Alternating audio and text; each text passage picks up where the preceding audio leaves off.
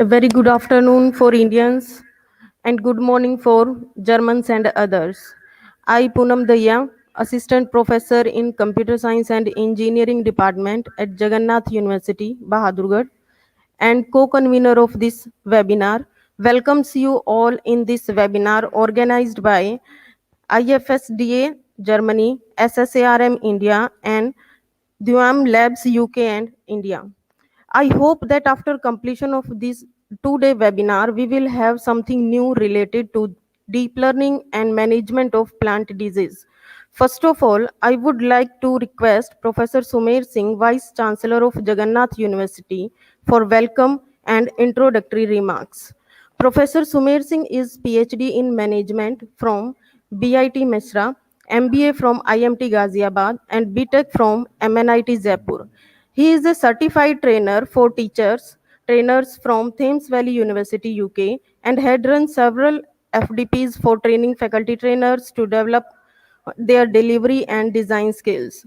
He has 35 years of experience as an engineer, corporate manager, civil servant, trainer, faculty, and academic administrator, which includes 16 years with industry and 19 years in the area of technical and management education, training, research, and academic administration. Selected for Indian Engineering Services through UPSC at the early stage of his career and has served as a Group A officer with Indian Ordnance Factories Service up to the level of Joint General Manager. He had tenure as Deputy Director and faculty at ISTM GNU Old Campus, New Delhi, from where he got an inspiration and passion for teaching and training. Professor Sumer had been professor and HOD at IILM, Lodhi Road and Gurugram campuses. He had been founder director of standalone B School, namely Acropolis Faculty of Management and Research, Indore, and ensured very fast growth from 120 intake to 300 students within first 3 years, and positioning as one of the top emerging B school in central India. Have led the non-medical faculties as executive dean at SGT University, Gurugram. Prior to joining as Vice Chancellor Jagannath University, Bahadurgarh, he had tenures as Vice Chancellor at Career Point University, Kota, Dr. K.N. Modi University, Nevai, and Sangam University, Bhilwara. As Vice Chancellor, he had led the teams to perform with the philosophy of co-creation and coexistence in order to deliver best service for all the stakeholders as process partner and beneficiaries. During these tenures, he had given strong focus on formulation and establishment of systems and processes in order to set the transformational culture in the universities. Always remained instrumental in steering the initiatives for bringing collaborative programs with industry for designing industry oriented curriculum. Furthermore, focus remain on developing right mix of skill sets in the students as per needs of industry and society, not only for present but for the times to come. Professor Sumesh has dealt with almost all accrediting bodies like UGC, AICT, PCI, BCI, COA, NCTE, Ayush, ICAR, NBA, NEC, and Department of Higher Education and Ministries of Government of Rajasthan and Haryana for necessary approvals, compliances, and accreditations. Responsive and agile administration, student-friendly approach, and delivery of services with the standard of delight always remain at the core along with highest levels of integrity, values, and honesty. Professor Sumeir is strong believer of lifelong learning philosophy and promoter of education as the best investment for the citizenry across globe. Now I would like to call Professor Sumeir Singh to present his views. Welcome, sir. Thank you, Poonam, for detailed introduction. Right. So let me say namaskar to everyone. Good morning, good afternoon, all the distinguished speakers from overseas and India. It's my proud privilege to welcome you all in the international webinar, and that is on deep learning for detection and management of plant diseases. And this is maybe the at least fifth webinar in series in last 4 or 5 months. And the main initiative by Professor R.K. Bahal and even the other organizations who always support us in such activities. So specifically on my own behalf, on the behalf of management of Jagannath Group, the team of faculty and staff of Jagannath University, Bahadurgarh, it's my proud privilege to welcome you all, the distinguished speakers, first from overseas, Dr. Tinu from Germany, Dr. Madan from UK, Professor Hakim from Germany, Dr. Tai from Ethiopia, Professor Suryakant from Australia, Dr. Emishat from Ethiopia, and Dr. V.K. Dadwal from IIST, Dr. P. Sham from NIT Warangal, then Dr. Sudhir from IRI New Delhi.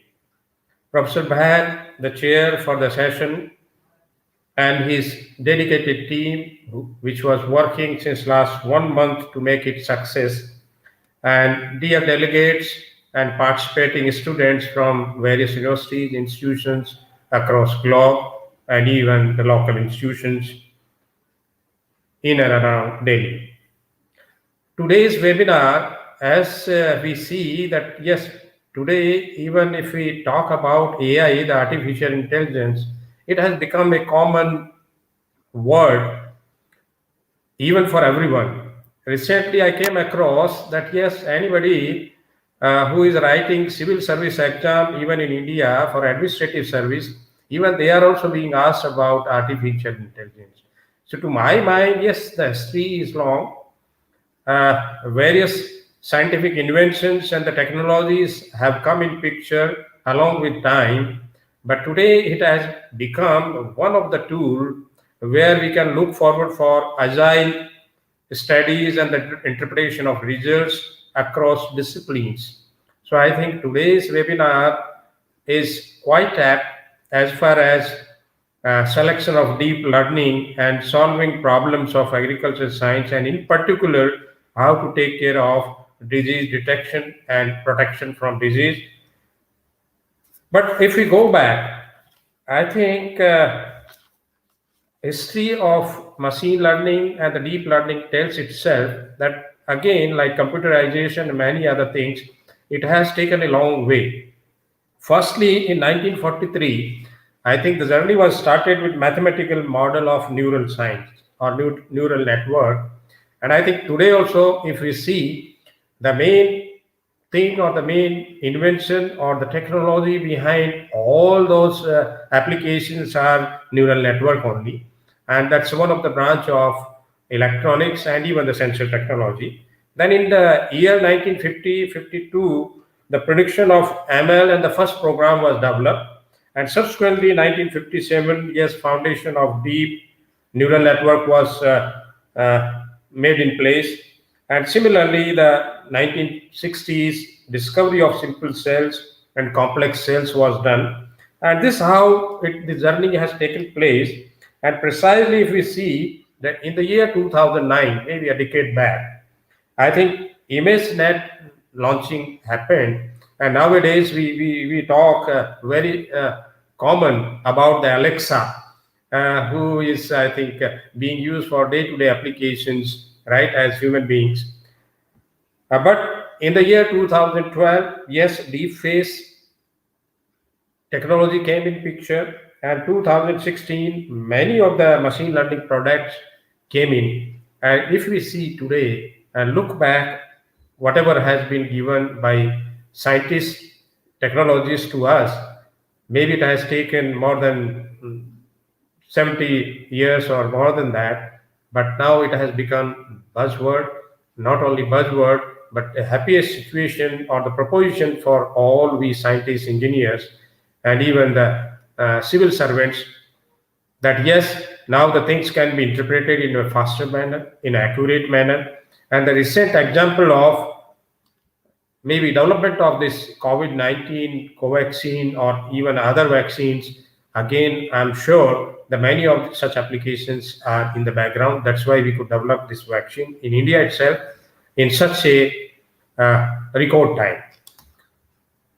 So for that matter, if we see that yes, all these applications are being used in fraud detection, autonomous cars, virtual assistants, as I have already used Alexa, then supercomputing, customer relations management, then investment modeling, and even the facial recognition systems.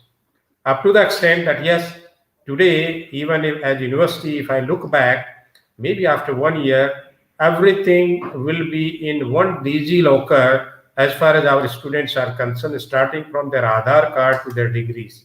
So I think we can understand that we have gone beyond computerization, and now these advanced applications which are based on machine learning and as subset deep learning and artificial intelligence, they will be the future technologies.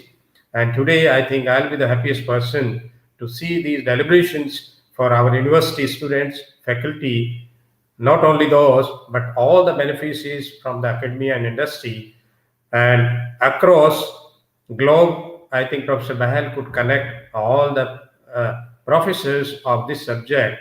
So I think with all these things, once again, I welcome you all and looking forward for a great deliberation during this webinar and great learnings for all the participants. Thank you.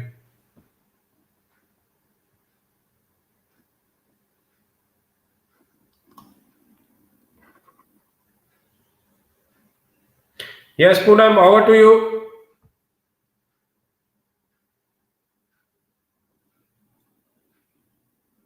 Poonam, over to you. आप unmute करें अपने आप को. हाँ, yes. Thank you. Thank you so much, sir. Now, I would like to introduce Professor Naseeb Singh Gill.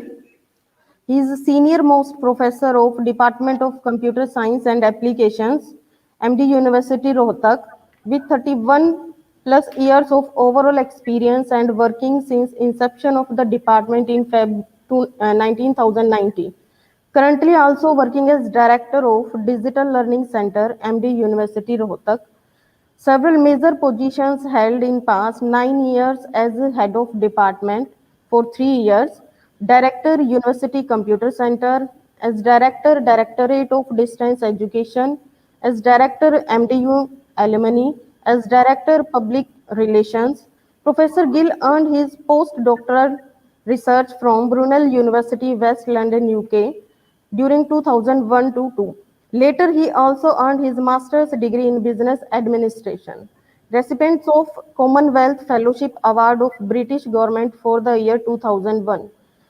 Professor Gill recently earned leadership skills at the Cambridge University, UK and IIT Kharagpur during May-June 2019 as part of in LEAP, a flagship program of MHRD, Government of India.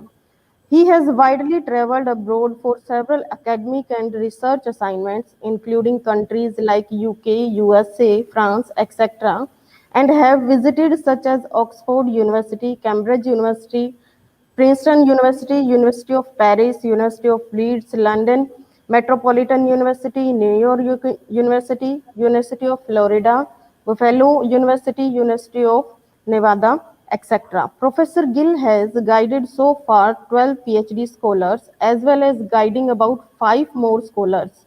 His research interests primarily include IoT, machine and deep learning, information and network security, data mining and data warehousing, NLP, measurement of component-based system, etc. He has published more than 304 research papers and authored 5 popular books on the subjects: Software Engineering, Handbook of Computer Fundamentals, Digital Design and Computer Organization, Fundamentals and Programming in C, Essentials of Computer and Network Technology. He has immensely contributed towards development of 13 MOOC SWAYAM ARPIT course modules on pedagogical innovations and research methodology, MHRD, Government of India. Professor Gill is also one of the subject experts and assessors in computer science on several committees of UGC, AICT, NAC, and NBA, Ministry of HRD, Government of India. Professor Gill is also senior member of IACSIT as well as a fellow of several professional bodies including IETE, Computer Society of India, and IING, etc. I I would like to call Professor Naseeb Singh Gill to view their uh, To present. to present their views on machine learning. Welcome, sir.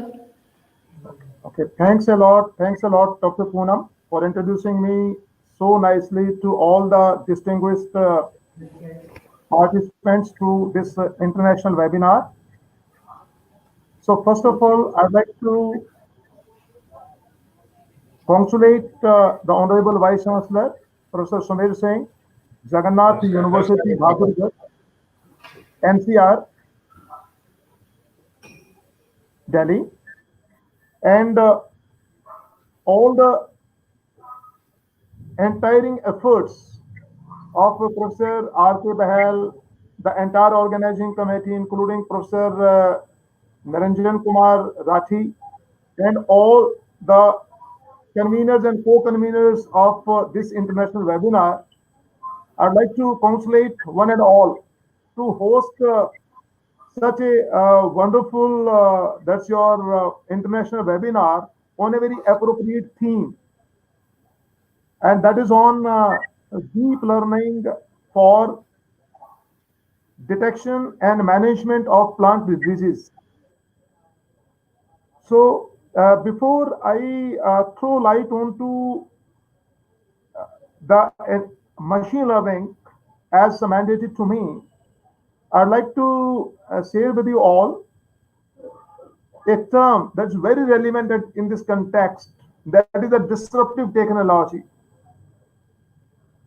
So, I'd like to apprise you that disruptive technology that was first time coined by a Harvard Business School professor, Clayton, and he classified new technology in two main categories: one, sustaining, and another, disruptive.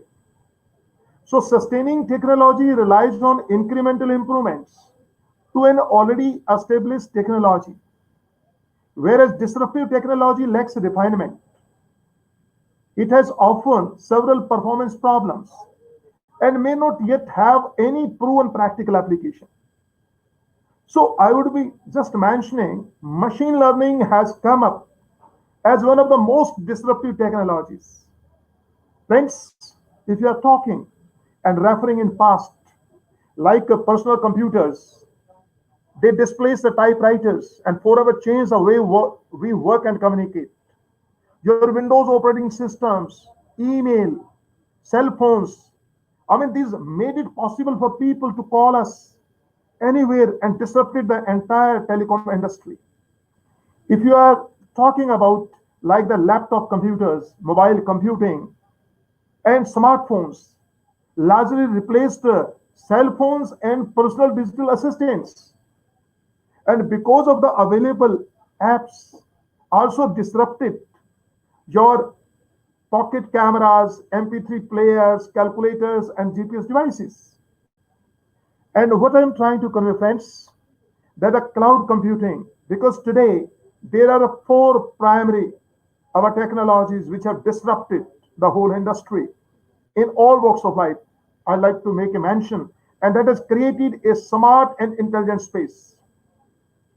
These are cloud computing, social networking, your mobile computing, and analytics. And all these have led to a intelligent space. And I'm simply making a mention. Even the entire agriculture space, your farming, you'll find enormous opportunities. And you might be thinking why we have started talking about the intelligent space and machine learning space, machine learning inspired agriculture space, or any other space. I'm just referring our smart computing, smart cities, smart vehicle, smart office, smart home, because now everything is being prefixed with the word smart. Now the question is why we started talking about these intelligent spaces today. There are primarily three reasons for that. One, in the intelligent space, particularly the first one is the smartphone, and you look into the capability of the smartphone. Second, the beacons, that is small devices that enable us to talk to our phones using Bluetooth or short range communications. And third, the ubiquity, and that is a blanket coverage with high speed Wi Fi. So these are the main concerns I wanted that each of you should know and which have played an important role. Now, with all these words, let me share my screen to all of you, and I'll just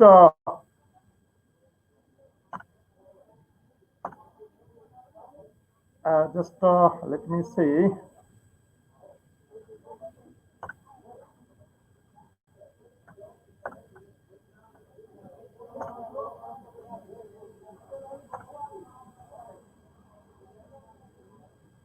Poonam, I hope my screen is visible to all of you. Yeah, Poonam, may I know is my screen visible to you?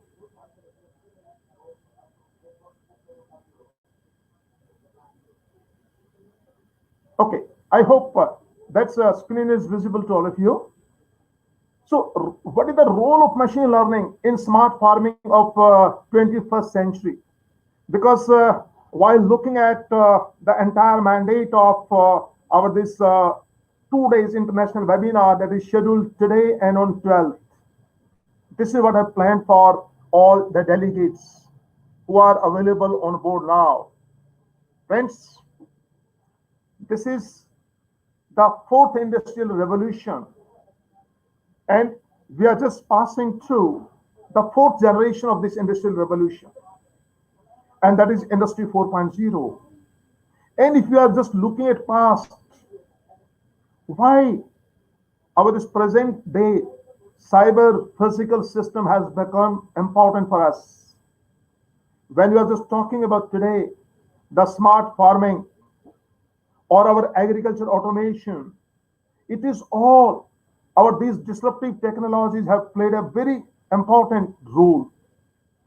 And if I'm just taking you to the entire digital landscape across the globe, friends, out of the total 7.83 billion, 50, 59.5% population of the world, they are using internet, and 53.6% of the world population, they are active social media users. And if we are talking about 66.6% of the world population, they are unique mobile phone users. And if I'm taking you further, it is expected, as per our Cisco forecasting, by our June 2021, the total count of our internet users is likely to be raised to 829 million. And you will be amazed to learn that even within rural area, and it was for the very first time, it was able, I mean, the rural population in India, it was larger than the urban population which was using internet. And the facts are before you. This was one of Times of India report that I'm just sharing with you right now. 227 million people from rural India, they were using internet in comparison to 205 million, our urban population. And friends, yes, without innovation, we can't advance. And when we are referring, what is more important? If you are just talking about how innovation may drive our this, I'll be just making a mention that the one of the prominent technologies which have led to our this intermingling of the entire infrastructure, whether it may be pertaining to the education, it may be pertaining to agriculture, or it may be the business houses, it may be the corporate, I'll be referring all walks of life. And that is nothing but that is your Internet of Things, which have led to this boost. So when you are talking about agriculture automation, it's your telemedicine and healthcare, it may be security, it may be your smart homes and cities, it may be your building management, it could be your embedded systems, or you could be everything. So Internet of Things now it has been transformed into Internet of Everything. So you start looking at our this real world entities as different objects, different things, and you are able to communicate, to talk to all of these. And friends, let me just make a mention that the initiative of smart cities, it was not conceived in a day. And if you are looking up what are the present statistics, which ultimately is aimed, and these our disruptive technologies, these have fuel, it has added to the overall momentum of this entire group. And let me share with you, because as per the mission of government of India, which was just able to transform about 98 main cities into smart cities. That mission has been pushed to 2023. And if we are talking about how we are going to meet the requirement of our this entire cities, I'm just making a mention that Diu, it has become the first smart city with 100% solar energy. And solar power potential at the moment, it is 37.63 gigawatts. And what is expected as per the government of India planning, solar power by 2022, it is likely to reach to 100 gigawatts. That would include also 40 gigawatts of rooftop solar power. A larger state with a huge landscape of solar power parks. These are there in Karnataka. And so far, there are 42 solar parks as on date. And friends, IoT in smart computing, it has added to the momentum. And what to talk of only machine learning, I'll just like to just share with you, maybe the Infosys, maybe the Nokia, they have even just transformed and they have just got, I'm just showing that's your 2 minutes video of how our this Infosys has planned that I'm sharing with you. The agribusiness industry today faces several challenges, such as increasing demand for food, stagnant production, and shrinking resources. However, Infosys believes that rapid advancements in technology can effectively overcome these challenges. The Infosys Smart Agriculture Solution. It provides analytics-driven insights to farmers and agribusiness companies across the value chain. The solution has been developed by harnessing our agro-domain expertise and competency in IoT and big data analytics, in collaboration with agriculture universities for expert inputs and concept validation. Here's how John, a farmer, uses the Infosys Smart Agriculture Solution to make decisions at his farm in the upcoming season. John uses the crop and variety selection capability to select a crop. This feature takes into consideration the agroecological zone of John's field and recommends a suitable crop. After selecting the crop, which is corn in John's case, the solution helps him select a suitable variety according to his preference. Once the crop and variety is selected, and he assigns it to a field, the fertilizer recommendation feature recommends an optimal fertilizer combination by considering the nutrient status of the soil. The applications also allow John to schedule the date of sowing. The next important farm management activity that John must deal with is irrigation. To demonstrate this capability, let us use the model farm Infosys has set up at its campus in Hyderabad, India, to experiment, demonstrate, and validate the capabilities of the Infosys Smart Agriculture Solution. The real-time remote irrigation capability analyzes soil moisture data, crop growth stage, and weather data to automatically schedule irrigation for the field. The schedule is displayed on the dashboard with an option to override the system's action. The application calculates the amount of water applied to the field in the current irrigation schedule and keeps a record of the historical irrigation data. Crop stress in the form of pest infestation, diseases, or weeds pose a major threat to productivity. From the images captured using smartphones or agri-specific drones fitted with NIR and RGB cameras, the solution identifies the cause for crop stress and recommends corrective action to John. This is done through image processing. Here you can see the drone flying over the field in a preset path, capturing images. Post-harvest, the solution offers smart warehousing capability, which delivers regular updates on the storage of the grain based on grain temperature and grain moisture data. This enables John to take proactive action to control pest harvest losses. The solution's sustainability assessment feature records the impact of the crop on global warming, water productivity for the crop, and crop diversity values for the field. This facilitates the sustainability assessment of the field. Apart from farmers, the solution can also enable the field representatives of the agribusiness companies to enhance engagement with farmers. The field representatives can help farmers in the decision-making, promote right products, and increase sales leads. The Infosys Smart Agriculture solution uses algorithms and machine learning techniques to process real-time data captured from the field using IoT devices, in combination with standard reference data, agroecological data, weather data, image repository, FMS, and third-party data, to deliver actionable and timely insights to John.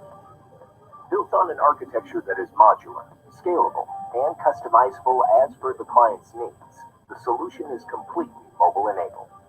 This is how we help our agribusiness clients transform to become a live enterprise.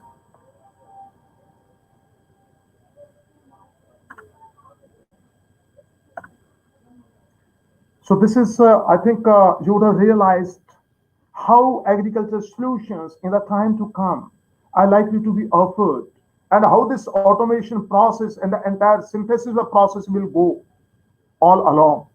Similarly, if you're talking about more interested, you can also look how Nokia and VI, they're also planned how our agriculture is going to be smarter. So apart from this, friends, data has become the new oil. And along with it, privacy is the new climate change. So in 2016, our from Microsoft, Dave Copeland made a statement: data is the new oil. And friends, let me tell you, our artificial intelligence, it has become the new electricity. It is the new electricity.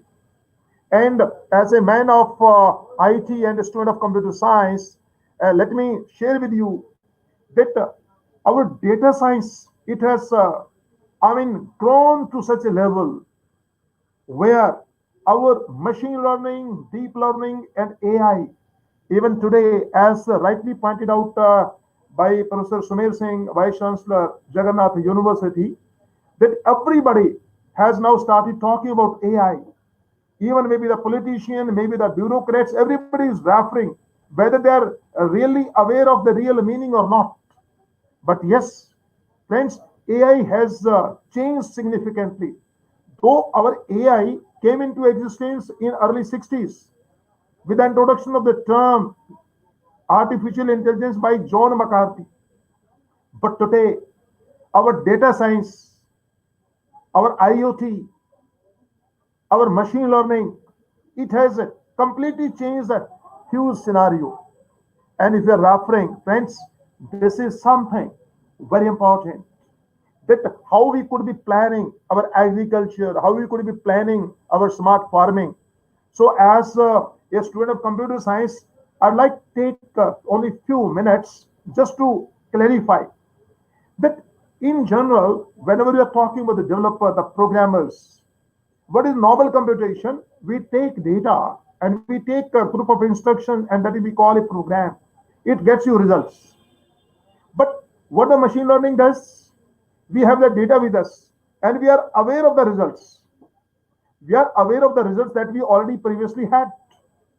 So, in order to produce those results along with the given data, what ultimately program that we should be able to write? That's very important. Each of you should get to know. And when you're talking about our rules and data, they are giving us answers. Whereas answers and data, these are giving rules, instructions. And here is the point that we should catch on. That is what we are doing. We are just creating a model. We are training the data. Answers we have, data we have, what are the rules?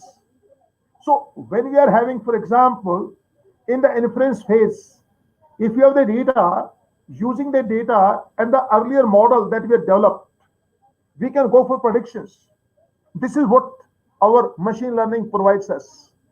And if you're just talking about how the deep learning and machine learning differs, friends, in the deep learning, there will be our multi-layer neural networks. Those multiple layers are there. If you just talk about the input, our will be just extracting its features, then will be going for its classification, and then it will be deciding that whether our that object is a car or not. Even if you're talking about in deep learning, process will be entirely different. It will be multi-layer neurons that it will be getting you. If you're talking about friends, in the machine learning is nothing but these are algorithms that learn models, representations, rules automatically from data and examples. In case of deep learning, our algorithms that parameterize multi-layer neural networks that that then learn representations of data with multiple layers of abstraction. So it is altogether very different from your AI, which is a non-biological system that is intelligent through rules. So this is how we distinguish what is your AI, what is machine learning, and what is deep learning. So our AI has evolved into multiple stages of machine learning, then your deep learning. And this is how we evolved, how it could attain ability to learn without being explicitly programmed, how our learning based on our deep neural networks, it could lead to the decisions that's very important, which are ultimately going to play an important role in agriculture automation. And friends, yes, in two terms, it will be leading to what? Supervised learnings, reinforcement learning, and unsupervised learning. So, in the nutshell, I would be just sharing our inputs could be transformed into output with our trained data. This is what we call our supervised learning. Whereas in case of unsupervised learning, there is no trained data. And what is reinforcement learning? The outputs help and that rewards that becomes a kind of recommendations and other systems. That is very important. And I'm just sharing only, there's a few slides. Here is the neural network. That is your multi-layer and how artificial neurons through our input layers, our hidden layers, and our output layers. So at the output layer, we arrive at a decision. Just like if I'm wrapping, on this side, you do have at the input layer, for example, there is a vapor, and what you have trained the data. Now the question is, what should be the answer? Looking at the shape, size, and their images, different variation and combinations, it should lead to a decision whether it's a gun or not. Now, this should be the answer. But how it reaches to that level, that will be on the basis of the trained data. So this trained neural network, it will lead to, for example, it comes to be a good accuracy. And for example, if you're talking about in an office or in a mall or in a certain shopping area, if there is somebody who is wearing a mask, having the weapon at hand, having a gun at hand, and what ultimately it would lead to? It may help you. Give it may give a ring to the police control room. So because you saw through that trained data, you could find a masked man and you could find is a holding a gun and gun with that you could also hear is a gun having that point and it could be easily sent a, sending a communication that passes. This is how I'm talking about friends. Yes, in agriculture also, because as per the theme of your international webinar, deep learning for our that is detection and management of plant disease. So how the machine learning, how you would detect, how you take the images, how you refine the data, how you train the data, and how do you come to know? That's very important. So that's why identification, their classification, their prediction, and that quantification, that ultimately will lead to us, and we can easily go for a just a a proven system. Here I am just mentioning what really hurdles. If I am just talking about this Apple, that AI vision, this is also Apple. AI vision hurdles, this is also Apple, and this is also Apple. But the question is, if we have a trained data and we are just putting all these things together, if any of these variation you come across, you can say it's an Apple, that you could be arriving at the right decision. So I'm simply just sharing with you, yes, there are several IoT technologies which are fueling our this smart farming, and this is how our this scenario for the future, that is IoT enabled intelligent space even for agriculture, and this was all how your machine learning is just helping us. With all these words, I thank you very much for the entire organizing committee, the Honorable Vice Chancellor Professor Sumer Singh, the coordinator of this international webinar, and the Dean of Sciences Professor R.K. Bahel, Professor Naranjan Kumar Rathi, Madam Poonam, and all the entire organizing committee for getting me this opportunity to have this interaction with all the participants across the globe, at national as well as international. Thank you very much. Over to Poonam for further deliberation. Professor Gill, I want to ask you a small question, a Yeah, small okay, sir. query. Yes, sir. When we look at a plant to see what is the percentage of plant covered by disease spores, we do Yeah, the same thing by machine learning. yeah, Do you sir. think how much speed can be enhanced? How much accuracy can be enhanced? Can these be enhanced so for better results and quick action to control the diseases? Yes, sir. May I respond to this question? Yes. Yes. But more important, I was just making a mention, that is the data set. More and more larger data set, just like why I just shared with you this Apple example, just to enrich. Because in the data set, when you come across, there is certain disease on the plants. I'm talking about just like in Maharashtra, like I'm just referring your Nokia and Infosys for their cotton crop. It has been extended, and they have just created a huge data set for different cotton seeds and their different plants, their different images. So what we are doing, a huge your repository of the data set, different parameters, and depending on the different parameters, a specific classification. Because there are several classification techniques which you make use of in machine learning and your deep learning and within your AI systems, because it will not become a decision of its own. It is a data set which ultimately will help us to detect very appropriately. If I'm talking about like if the trained data is getting the accuracy of 70%, if you do have a data set which is getting you accuracy of 95 to 98%, so I think you wouldn't be facing any such chance that it doesn't detect you that kind of disease. So these are the kind of variations, and I'm telling you that our this data set tuning from one region to another, maybe within our country, maybe across the globe, depending on our geographical situations, we have to train the data, and only then it is going to help. Okay. Thank you. Thank you. Thank you so much, Professor Gill, for this valuable learning. Now, the turn of Dr. D.P. Singh from SSARM. Professor D.P. Singh is world acclaimed scientist in agricultural sciences, especially in agronomy.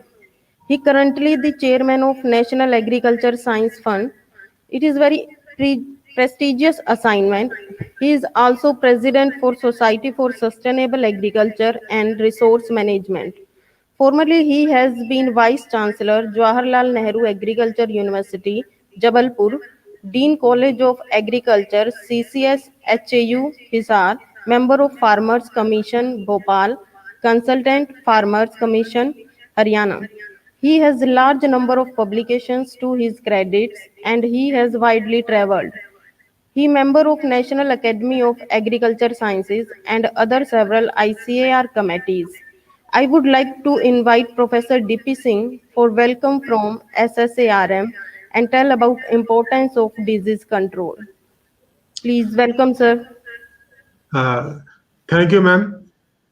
And I also thank Professor Sumer Singh, Professor Naseeb Gill, then Akhim Eventhal, Madan, Thang Galu, Tino Darmesh, Hermesh,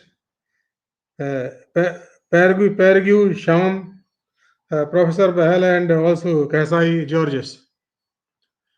Uh, as we know that the Society for Sustainable Agriculture Resource Management was started in 1997 with its headquarters at Haryana Agriculture University, Hisar. Uh, Before that, there was a program, Plant Science Coelacum. Then that was upgraded into this society. And this society has got three main functions: academic, particularly for organizing national and international conferences, student teacher interaction, and outreach program. So, under this venue, Professor Bahal and myself, Professor Bahal has been the secretary of the society since its inception, and he is the main brain behind the organizing large number of conferences within the country and outside the country. The Society for Sustainable Agriculture Resource Management organized more than 1 dozen conferences at various places and universities in Germany, particularly in Göttingen, Halle, Felsde, and several other places.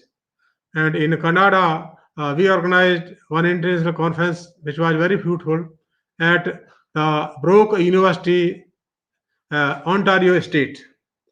Then we also organized conferences in Poland, Czechoslovakia, Hungary, uh, Ethiopia, Egypt, and also including China. The society has also organized large number of internal conferences within India covering the crops, livestock, and other enterprises. And we also provide seed money for anybody who is willing to organize national or international conferences at any place within the country and outside. And that seed money is provided by the society on returnable basis. We also organized uh, every year student workshop in which the students and young scientists can interact. The society also provide partial traveling allowance to PG students and also research SRAs, SRF within the country and also outside the country, the money for registration or any other help which they need partially. Then we have also got one NGO called Sampada.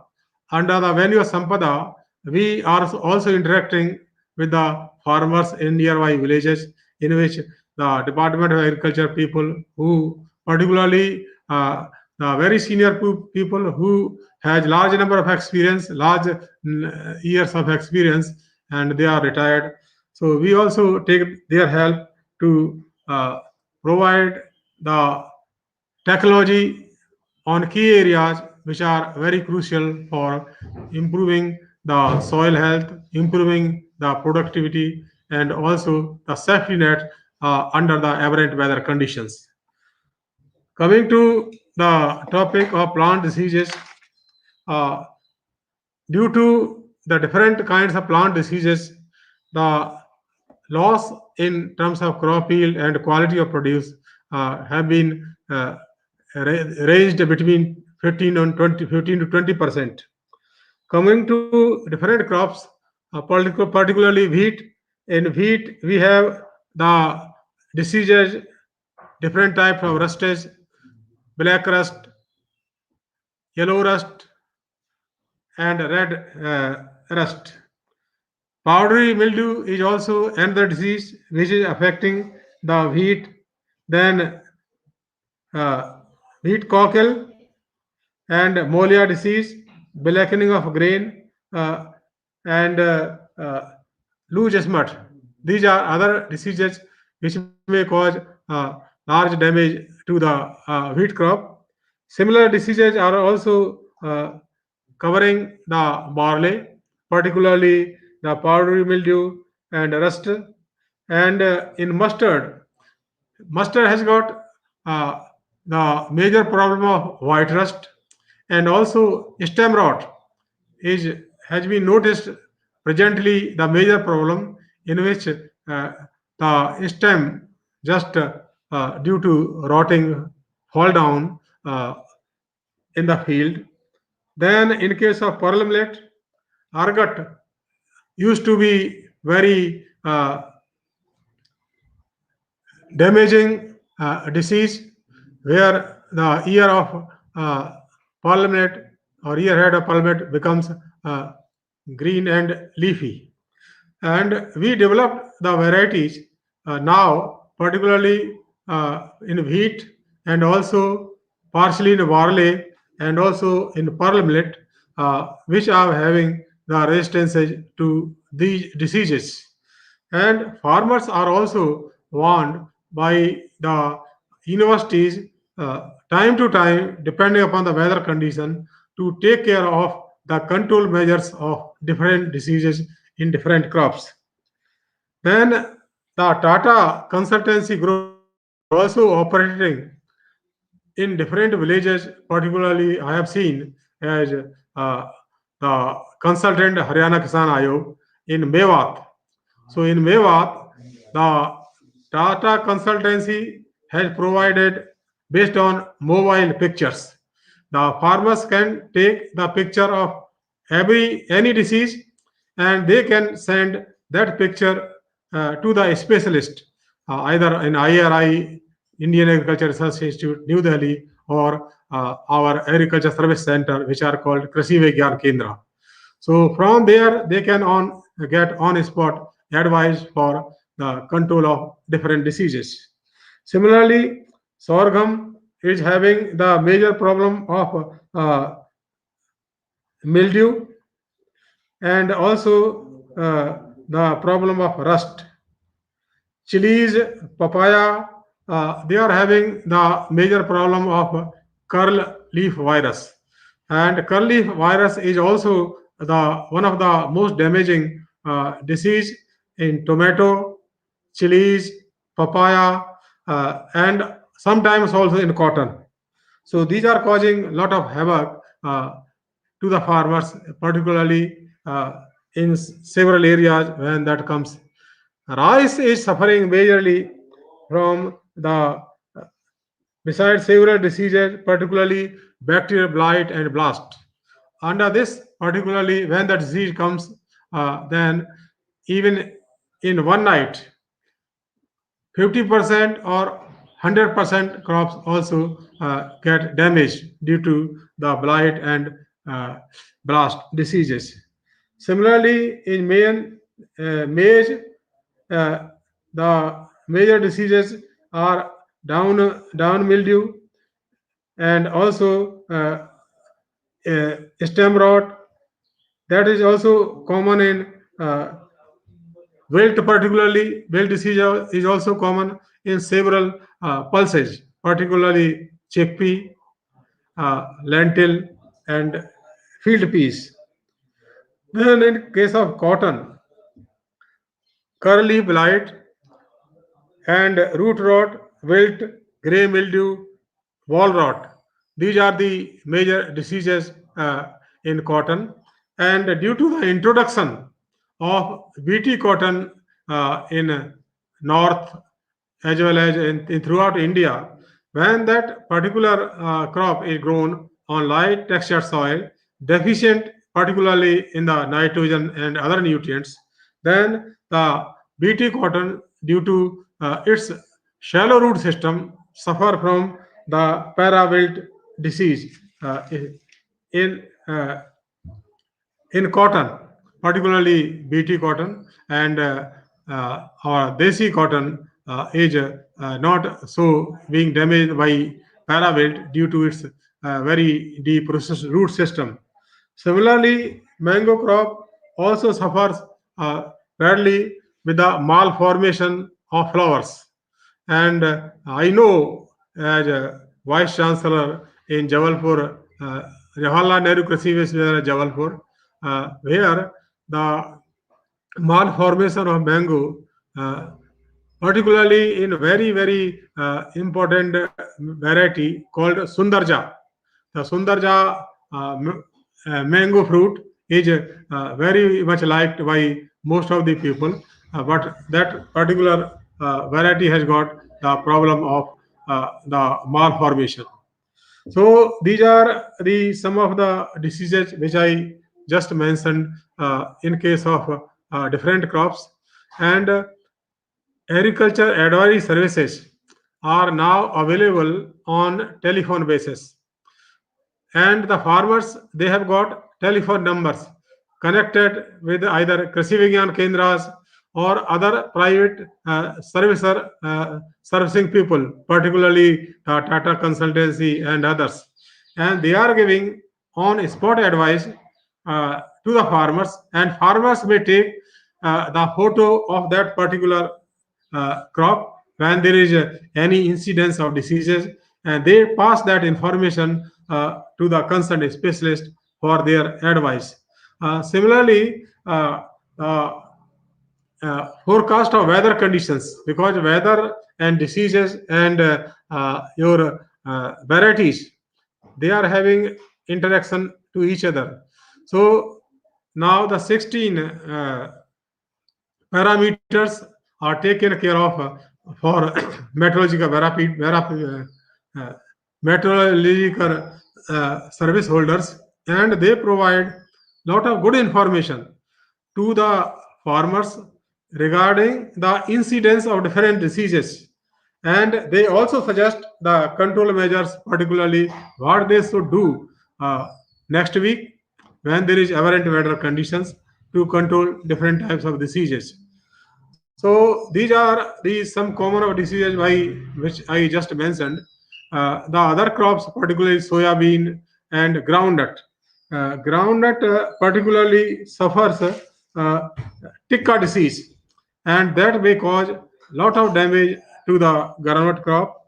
Then oravanki is also another major problem, particularly in mustard, uh, tomato, and castor. And when there is a orabanki, that is a parasite which exudate or absorb the nutrients from the roots of these crops, and that is sometimes very difficult to control. But now the crop rotations and other things are also very common to take care of not only the diseases but also the weeds which are appearing in different fields. Similarly, in sugarcane, red rot is also very important disease.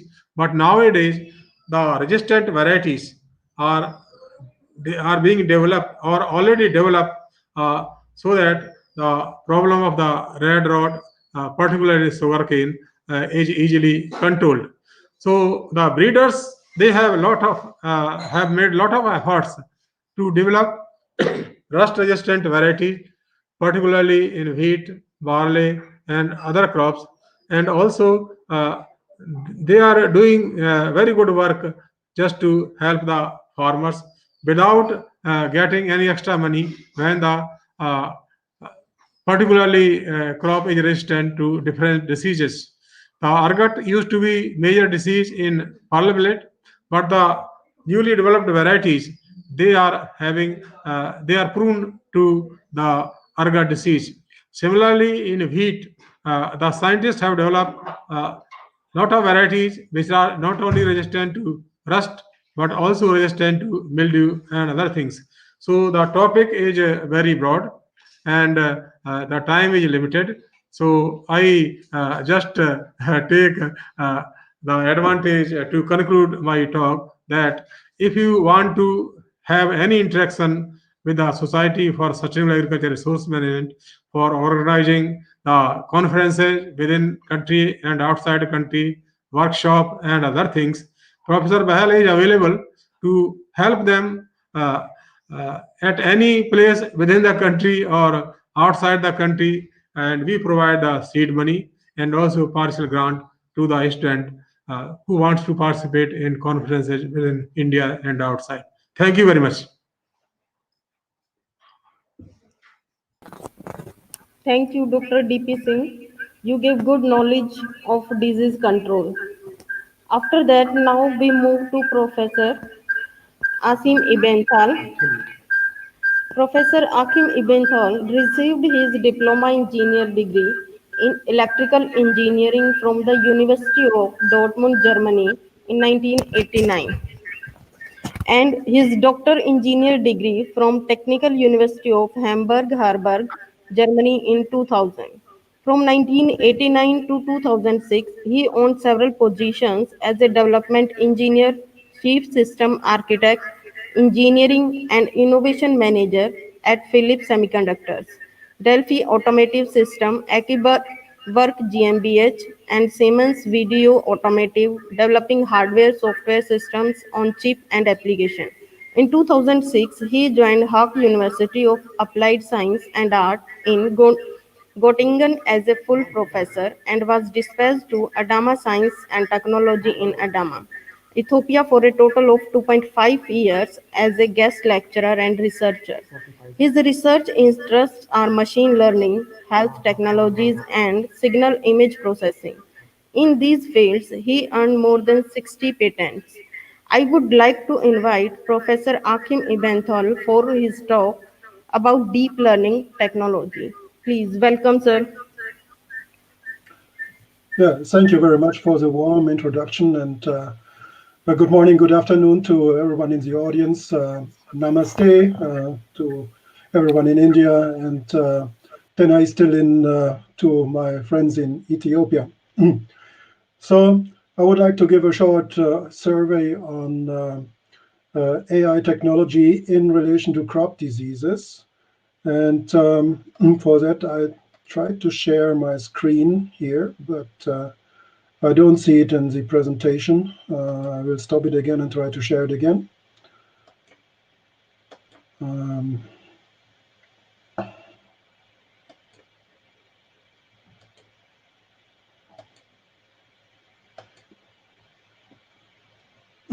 So it should come now. I have no idea why it doesn't work. Can you give me some feedback? Does anyone see my... yeah, no, it's coming. Okay. So here we go. And it's sort of a bit of everything when I made up my mind of what to talk about here. There's some background, some previous discussion with Ethiopian specialists, so I'm going to reflect on that as well in my presentation. So we are actually looking forward to have a common project with researchers from Ethiopia and from India. I'm going to tell you about the background of that. I quickly review some ingredients of AI technologies, but most of that already has been done by Professor Jill, so we can quickly go through that.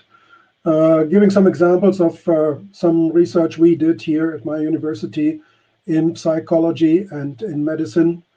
And then I try to get the way to deep learning applied to crop diseases and to the special situation in Ethiopia. So, as one of the goals of this seminar also is to have some background on the future project, I would like to talk about the background of the project we are planning. So my university is located in Göttingen in Germany, and we recently signed a cooperation with the Artificial Intelligence Center in Addis Ababa in Ethiopia back in October last year. And most of the projects actually we are talking about at this time are based on health technologies, and this one here on agriculture. And that's why I have the great honor also to involve the IFSTA organization of Professor Rishi Bail, who suggested, well, why not having this kind of webinar? So actually, the cooperation will extend from the Artificial Intelligence Center in Ethiopia over the IFSTA organization and also the HAWK University in Germany, Göttingen. So what are the goals of the projects we are talking about? Well, the major theme is pest and disease monitoring for Ethiopian crops, and they want to use artificial intelligence for that. And as Professor Jill already mentioned, one of the important things, what he calls the oil in artificial intelligence, are image data sets or data in general. And this project has a very big action item on creating such data sets in order to come up with good deep learning models. There's also an educational background. We want to bring deep learning and artificial intelligence on the desk of university students, but also down to the farmers in Ethiopia in order to help their situation and improve crops, improve productivity in Ethiopia. So let's see a little bit about what in detail would it mean. I brought here a chart that goes from way back from 1961 up to 2017, and it features the value of agricultural trades, both import, which is the blue line, and export from Ethiopia to other countries, which is the orange line here. And I can tell you this graph pretty much is a footprint of the Ethiopian history. And you also see the trade balance. Whenever it gets negative, it means that there's more import than export. So you see, way back in the 1960s and 70s, the curve has a pretty much decent incline. And basically, you see that there must have been some very stable development of history. Well, it was till the imperial time of Emperor Haile Selassie in Ethiopia. Then we see that here, all of a sudden, there's sometimes more import than export because of food problems in Ethiopia. There have been lots of reports in the newspaper at that point in time. And we see also here this ditch here in the export curve, which is a matter of the revolution in Ethiopia. So then we have again a stable phase, which is really cranking up the export up to a high level in 2014, peaking, and then, well, it comes down again. And again, this may be some imprint of the current situation in Ethiopia, but we're not going to talk about that. It's just a background on how things develop. And also you can see that the trade balance here signifies the importance of agriculture for the Ethiopian economy. And a little more details on that. Ethiopia leased a lot of land between 2005 and 2016. 2 million hectares of farmland have been leased to foreign countries, also to domestic investors. By the way, most of the land goes to India. About 600,000 hectares of land alone goes to 10 Indian companies. And for example, here you see a rice field, and I've been traveling along this rice field, and I can tell you, it was for minutes, it became 10 minutes and more, and I was wondering, when does this rice field finish? It was at least 10 kilometers long. Amazing. And a part of this land is leased from the Ethiopian government to investors up to a period of 99 years. Well, on the other hand, you have traditional farming, and you can see still at a lot of places, you see those pictures all over the country. Farmers are using the plow, and they have to have the cattle and also grass for the cattle and so on and so forth. So there's a big gap between the foreign investors kind of farming and the locals kind of farming. So what is the problem there? We have a lack of mechanization. We have periodic droughts in Ethiopia. We have a lot of overgrazing, plant diseases, of course. At this point in time, everyone at the Horn of Africa is struggling with locusts, and there are infrastructure problems related to roads, related to also to telecommunication, and then we have the climate change. So still we have hope that the technology of artificial intelligence can help out in order to at least increase the efficiency of farming, also for the local and traditional farmers in Ethiopia. And what is artificial intelligence? I looked the definition in some dictionary. Basically, it's about a machine being capable to mimic what the human mind is doing, for example, to recognize pictures, to understand language, and so on and so forth. And the question is, where does it end? I mean, is it that machines can become as smart as a human? We would say, wow, that would be really great. But many experts today believe that machine learning is able to become smarter than the human mind, which may have consequences for us, by the way. And one of the great thinkers of this century, Stephen Hawking, he clearly pointed out that, well, there are different scenarios. Either we can be in finite help of such a level of intelligence and understanding, but there's also a certain amount of danger that we are at a certain point in time ignored by those machines and can even be destroyed by it. So some thinkers today raise their hand and say, be cautious. Those machines can be very dangerous for us. We need to control them. They are a technology that can become as dangerous as atomic power, the atomic forces, the application of atomic forces, or the misapplication of gene technology.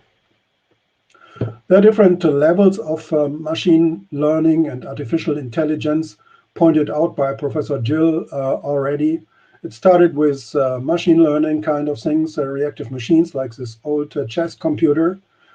And they had some rules that had been trained on the machine, and they could just go ahead and play. Today, most applications are involving limited memory, so they can observe a certain fraction of the past, making predictions about the near future, which is a technology, for example, that we use for autonomous driving, for example. But the memory is limited, so they then memorize everything and build the experience more and more and more. And then we have the next level. It's called theory of mind, and it would correspond to the level of unsupervised learning that Professor Jill mentioned. So here, a machine can learn new aspects. For example, it can learn, well, these humans, they have feelings, they have emotions, and these emotions, they sort of control their behavior. That's interesting. And also, they can learn hidden properties of things that go around in the world. And finally, also, those artificial intelligence type of applications can get to the level of self-awareness that they say, well, personally, I would like to go shopping now, or whatever they would love to do. So they have an idea about their self. All right, we are far away from that at this point in time, but basically we are on the transition between the second and the third stage at this point in time. I would like to give you some brief examples that are part of my research here in Göttingen. Recently, we did some investigation on malaria diagnosis. So the input was some images with blood smear. So you take a blood sample, press it on a carrier, and then you make an image, take an image on a microscope. And with that technology, we can um, get to detect way more than 99% of malaria cases in patients. This image here, or this graph here, shows the true positive rate against the false positive rate. It's the same as corona testing. If you have a corona test and you are detected positive, it doesn't necessarily have to mean you have corona. Maybe you are false positive, then you are still happy. But anyway, so you see, as the true positive detection becomes better, the false positive rate also gets higher. So people falsely detected with malaria. And from that, you can define a test accuracy, and the test accuracy of this algorithm here is 98%. We have been using a technology called convolutional neural network and investigating different kinds of architectures here. By using another architecture, we have tried to understand the emotions of people. So that's quite interesting, for example, for therapy purposes, but also for public for advertisement purposes. If well, algorithms can get hold of your camera image, they may detect your state of mind or whatever, and already we get into the zones that may be critical and dangerous in the application of AI technologies. Well, here it has been a medical application, and we used a very special technology developed here in near Göttingen, which is an articulograph. Well, basically, it's a couple of sensors here that can be attached to your skin, and they give sub-millimeter precise position. So actually, you don't rely on the camera, but you get much more detailed and precise position data of muscles that are moving the face. With that, we have been trying to understand the emotions of people that were mimicking emotions. So we use actors actually to do that in order to come up with a big data set. And you see that here we have a test accuracy more than 90%. So in 9 out of 10 cases, we are able to precisely understand the emotion of someone's video. Well, that's interesting. And here we have another graph, which is slightly different from the previous one. We have here the amount of training data that starts with 0 up to 12,000, which is pretty much the number of data we recorded. And as you can see, the more training data we have, the more precise our algorithm gets. So the classification behind artificial intelligence here relies on the amount of test data. Again, we talked about this before, and Professor Jill also talked about it. So these training data are very important also when it comes to plant diseases. I've listed some freely available, or at least for a small amount of money available data of plant diseases. And so there's something available already that we can use in order to come up with the first algorithms if we like to. So how does it work when we apply deep learning or artificial intelligence to plant disease detection? I'm going to go through it rather quickly, but basically what we have is data. We may have images, we may have time and geostamps, we may have some soil data even. So this can be applied to a machine. The machine does some processing and gives us an output. Well, this plant looks nice, it is okay, or there's an indication of a certain disease. So this is basically what the project is about. The question is, what's in the processing? And here again, we have small neural network with some input nodes and some output nodes that basically provides the ports for our input data and the output of the understanding of the disease. In between, we have a couple of hidden layers. Those hidden layers basically are controlled by these arrows. So these arrows form weights for the nodes, which are basically the circles here. So the nodes are getting data, weighted data, and form an output. And this output is being used for classification. So how does it work? We need to train such a network. So that network is very generic. We can there are different architectures that we can experiment with, and the network basically needs to be trained. And here again, it comes to the data. We need a lot of data in order to train the network. The data is annotated, so it also contains the outputs for training. We can compare our trained network with the output, and we have an error measure on how good and accurate the network will be. So basically, this is what we got to do for deep learning-based crop disease understanding. It's nothing new. We see a lot of literature on that already. So for us, for the project, it's good that we already have something that we can build upon. I'm not going to go through that. I've read some of those papers, and some apply the latest technology, so it's pretty much up to date what we got here. To summarize, I would like to bring that all back into the Ethiopian context. We understand there's this Internet of Things, and this provides an awful lot of intelligence to the user. But can it be done in a country like Ethiopia or an African country? And first of all, we got this oil that we need. We need a large database. And as Ethiopia has some very special, unique plants, like, for example, the teff, which is day-to-day food in Ethiopia, or the Ethiopian banana, well, we don't find those databases as per today. Those databases need to be developed. We need hardware in a country that is very often hit by power cuts. I've been working for 2.5 years in Ethiopia, and there hasn't been any day I remember without a power cut in the city I've lived. So you need very special technology like power supplies, uninterrupted power supplies, and those servers and stuff. And also, if you want to bring that knowledge to the farmer in the rural areas, there's a very restricted access to mobile technologies there. Question is how you deal with the communications of large level of image data.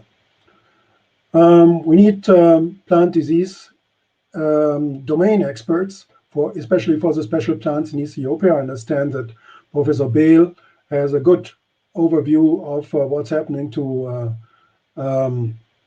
the plants in India, for example, or other parts of the world, but we need some additional data for Ethiopian plants. Another issue of the project is when we want to bring that technology to the farmer, then we need to do some field trials, and we need acceptance by those locals all around the agricultural areas in Ethiopia. Ethiopia is a nation with more than 80 different languages. It is multilingual and multicultural, so to say. And so you cannot just copy and paste one by one all over Ethiopia. You need to be very careful in how you introduce those technologies. And finally, we are talking about a country in Africa where we have extreme weather situations. So the equipment that we use needs to be robust. And we need to think about some maintenance of equipment, which is quite problematic. For example, for medical equipment, I know that personally, to get maintenance, to get money for maintenance, and to get good technical maintenance there. So this is a scope that such a project will have. Deep learning, in my view, is just a small technology. It's manageable. We have solutions today, but to build it around into a practical solution, we face those kind of issues. So thank you very much for listening. I think we're not going to have a discussion round right now, but normally I would give you the opportunity for discussion. Anyway, thanks for listening.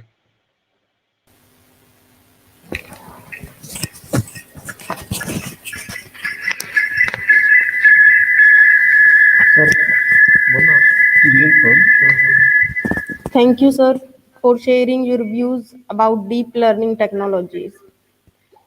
In continuation of this, now we have Professor Madan Thangavelu with us. Professor Madan Thangavelu is a founder and head of biologicals at the Lab, UK, India. He is passionate about integrating the relevant and essential components of basic biological sciences with the state of the art available technologies, data science approaches, and customized solutions with all essential concurrencies and enable the overall efficiencies in the research and operational projects especially related to genotyping and phenotyping based on non-invasive approaches including multi and hyperspectral spectrometry. Professor Madan has unusually diverse academic background and range of research interest. He was born in 1959 in Thiruvananthapuram in the state of Kerala. Before Cambridge, he studied agriculture and has a bachelor's degree in agriculture and a master's in plant breeding and genetics, both from Haryana Agricultural University, Hisar, in the North Indian state of Haryana. As an Inlex Foundation scholar, his PhD in molecular genetics on the genes for the cytoskeleton protein actin was conducted at the erstwhile Plant Breeding Institute, Trumpington. The study provided the first evidence for extensive tissue-level expression of member of the very large family of actin genes in plants. His postdoctoral research experience span area in plant, fungal, bacterial, and human cancer genomics. His current primary research interest is the development of single DNA molecule and single cell techniques for genome analysis.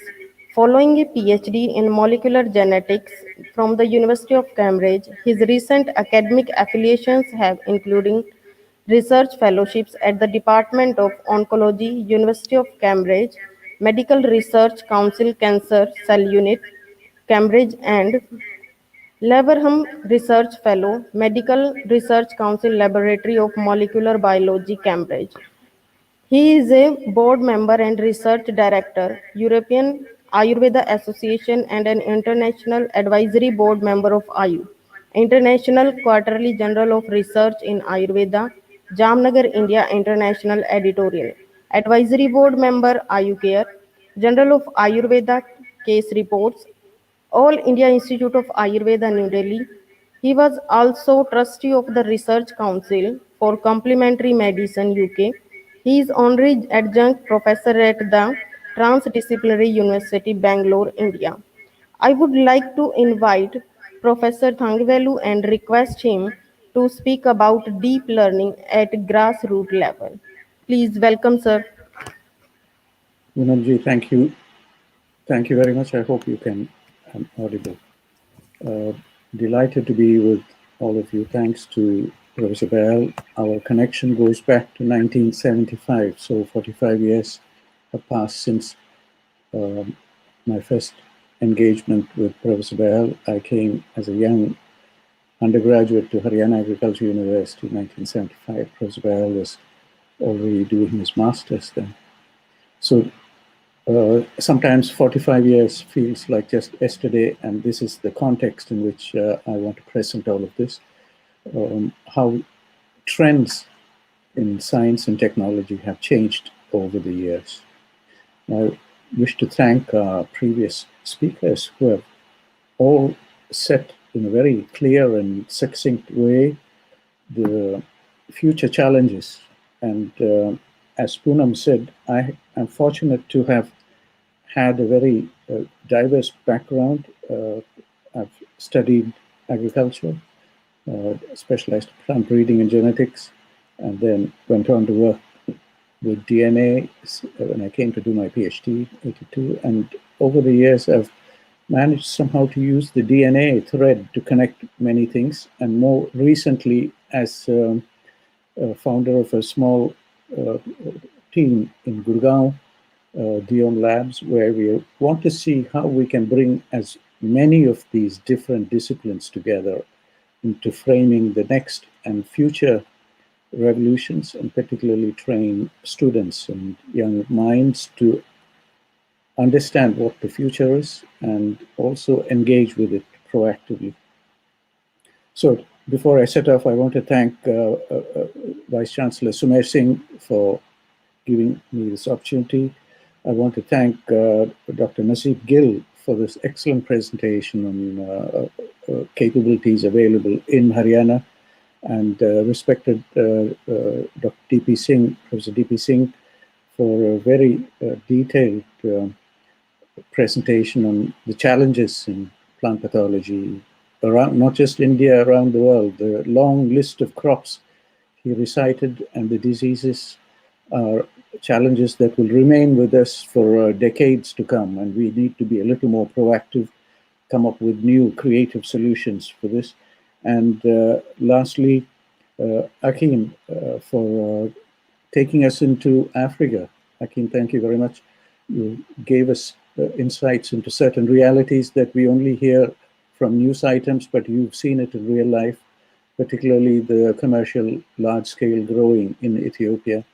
Very fertile land. Ethiopia is almost the home of Homo sapiens. This is where modern-day humans evolved about 300,000 years ago. And so all respects to you for spending time there. Now, I don't want to go too much into the fine details of how we do artificial intelligence and intelligence-based mapping. I think Professor Samir Singh and our work going on in Göttingen highlights all these details. I want to see what are the new threads that we have and how we can connect this with artificial intelligence and deep learning and some other perspectives on deep learning. I want to give you a few examples and then take you into the example of the own lab.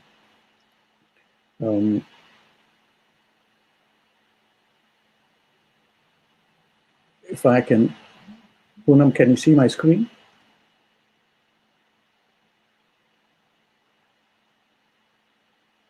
Bear with me while I just show you my, get my screen online. Okay, this is where we are. I think Professor Samir Singh, Professor Gill distilled the power of pattern recognition and how this can be used to speed up certain decision making. And the image offered was very exciting, and how you use different computational methods to go on to highlight what is the next decision that needs to be taken. And Akim showed us this very interesting situation ongoing in Ethiopia. Huge amounts of land under cultivation, as he says, many, many miles and miles of farmland under cultivation. Various interests in that part. Plant diseases are a very major threat to this investment and whatever work that's going on there. Now, and then Professor Bahel asked a very important question. Can you detect diseases? Can you do surveillance? Can you detect different types of diseases? What can you do about it? So this is very much similar to what Professor Gill presented, which is you have an image, and that image should help you make a swift decision. And this is what is one example of what is happening here in Europe. Rustwatch, there are 24 partners, 13 countries across Europe, and they're looking at 3 rust species. Professor Singh mentioned about the diseases. This is just one example of the collection of diseases that sets into cultivated land. Yellow rust, leaf rust, stem rust, or known as stripe or brown or black rust with different pathogens. Now, we are all suddenly become very sensitive to the need for such observation based on the ongoing COVID problems. And Professor Ivantal mentioned briefly about rapid detection of malarial parasite, etc. Is this possible using artificial intelligence? Can we score the level of disease? And can we use this information to make decisions? Shown here is the scaling system for diseases. Shown in the left are images for different grades of disease. And this is the spot form of net blotch, where there are different types of lesions and how you can grade them. So this is generally done by a seasoned pathologist, but you can train a machine to look at these spots and the intensities and the size of the spots. They're all very easy to recognize. A machine can do this very quickly, and so you don't need the human power to do the analysis, but it will help for later on as we go into understanding how to control this disease. Are there new ways to control this disease? And once again, the same image, the pathogen is Peronospora. I don't know if this is an important pathogen in India, but it certainly is a very important pathogen here in Europe.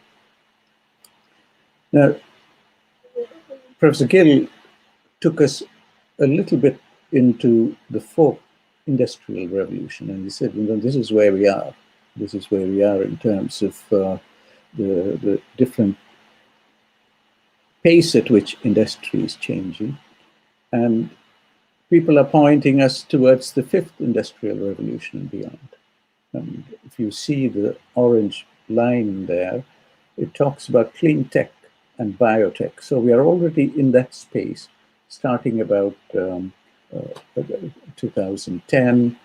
For us in genome biology, 2010 was a very important space when the human genome was sequenced, and we could understand the DNA from the human genome. So that are the major drivers for future revolution.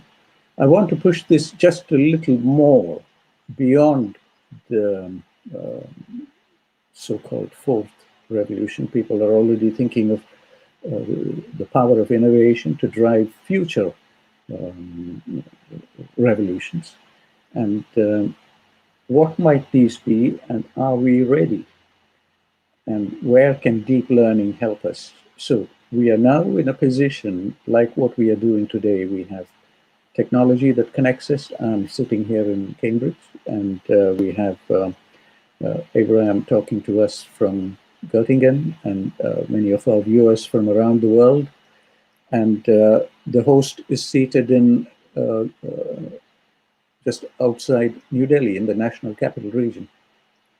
And whether we like it or not, this is the future, one of the big futures, how we are going to engage and communicate.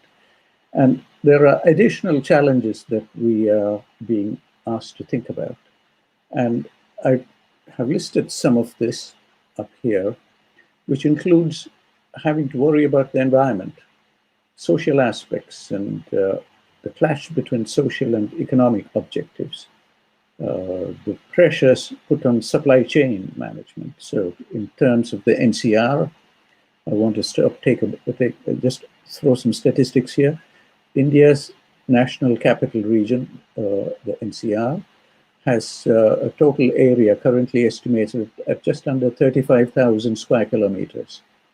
And in terms of the social economic objective for the national capital region, we expect this capital region plus some of the counter-magnet cities to have a population of about 80 million people in the next few, I would say in less than a decade. We would have about 80 million people in that area.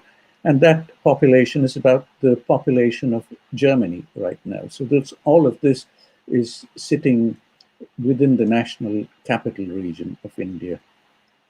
India by then will have a population in excess of what China has today. So we will have about 1.5 billion people just in India.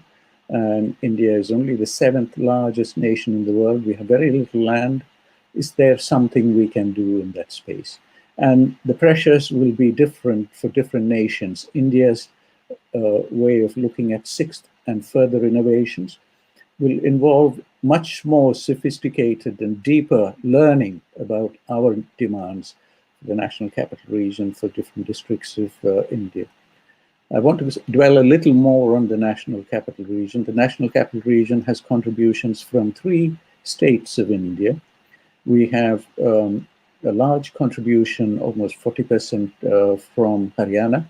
And on the other side of the river Yamuna, we have contributions from 5 districts of Uttar Pradesh, and we have 2 districts on the southwest part from Rajasthan.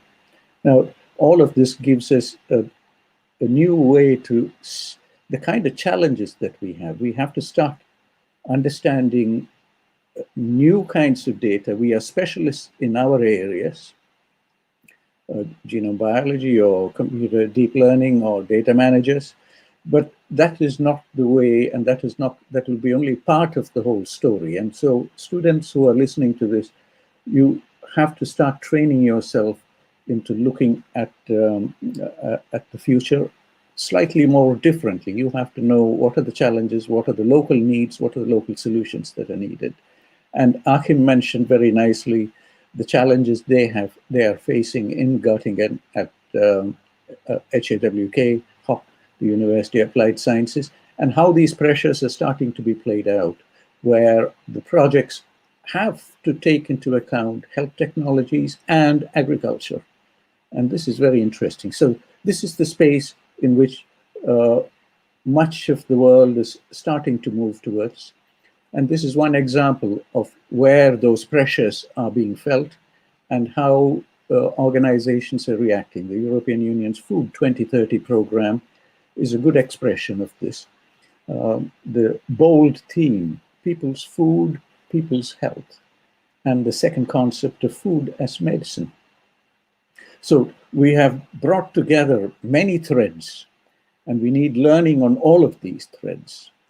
And so it's the next level of deep learning at a higher dimension. And whether you like it or not, these are the trends that are happening here in Europe.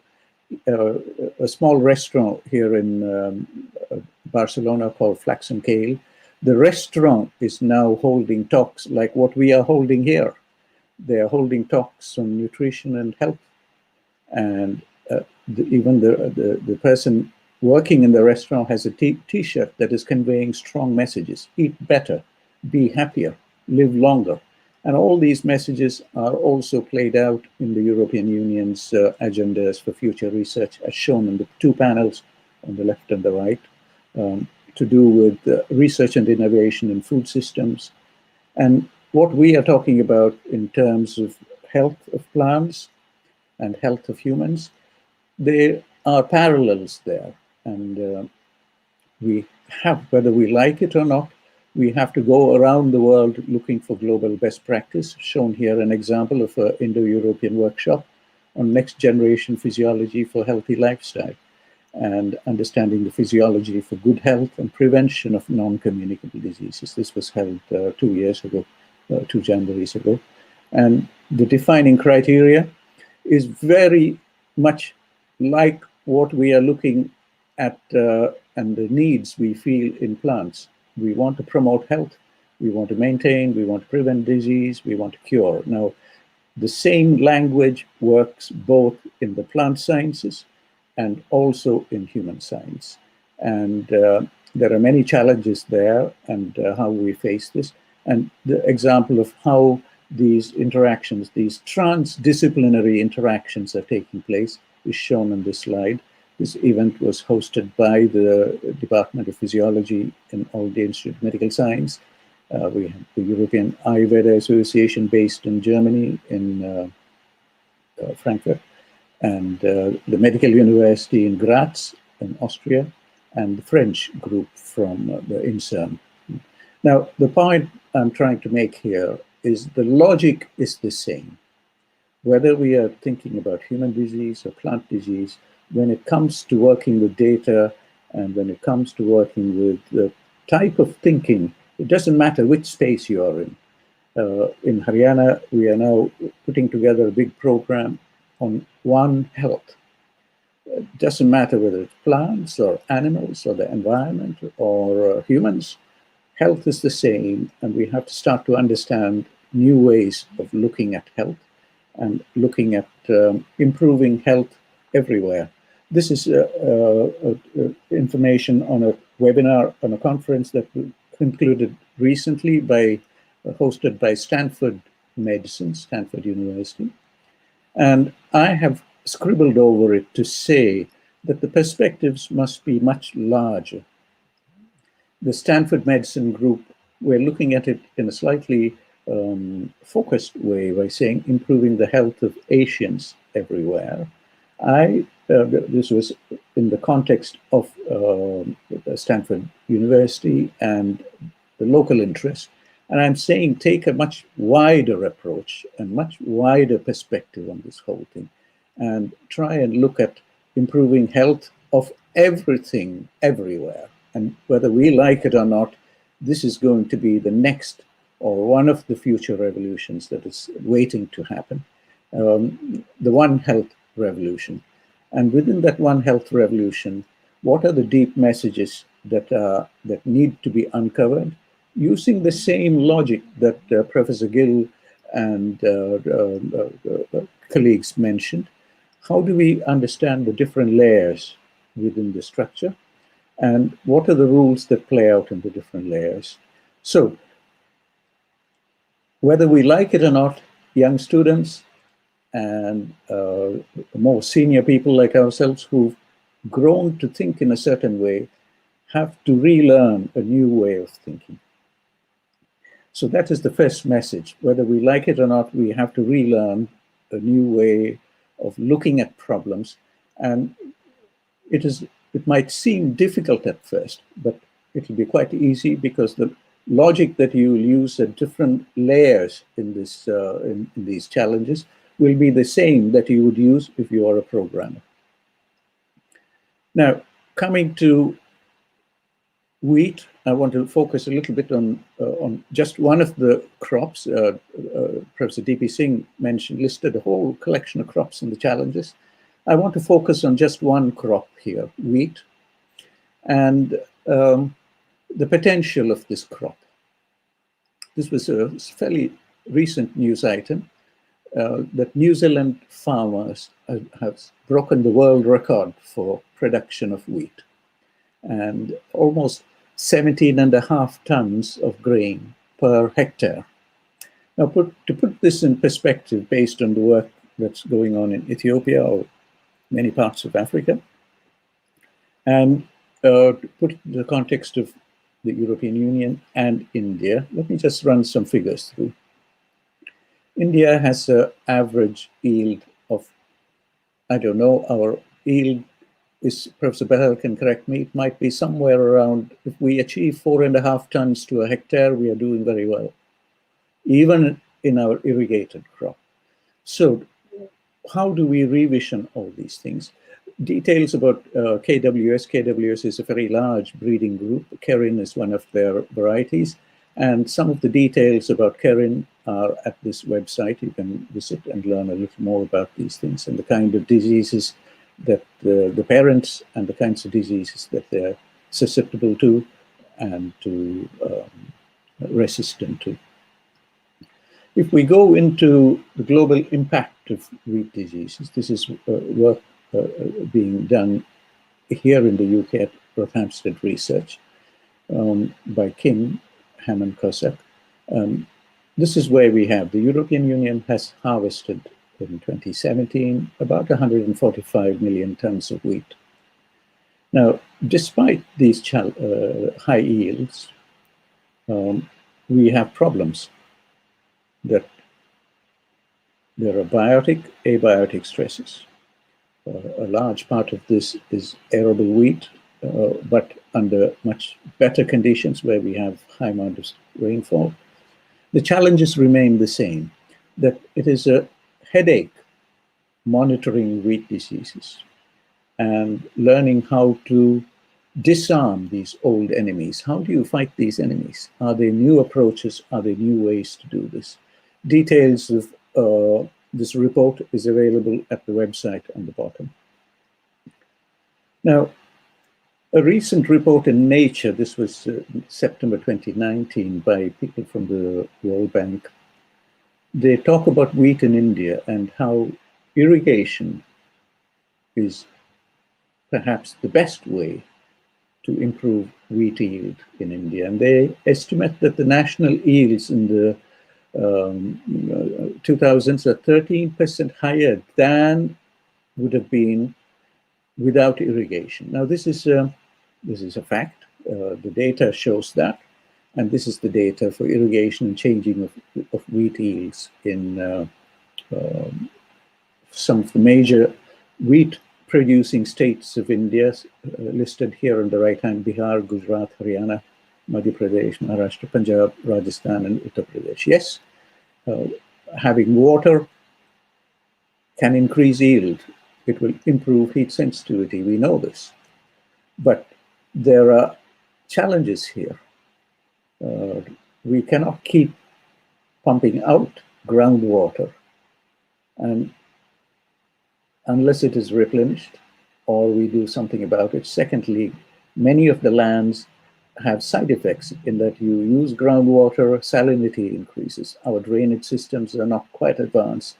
We don't have enough moisture like we have in Europe or other parts of the world where there is enough rainfall to wash away the salt that accumulates with time. So yes, there is a conflict here. We can increase wheat yield, but we won't achieve environmental clarity with some of these things. Many of these details are touched on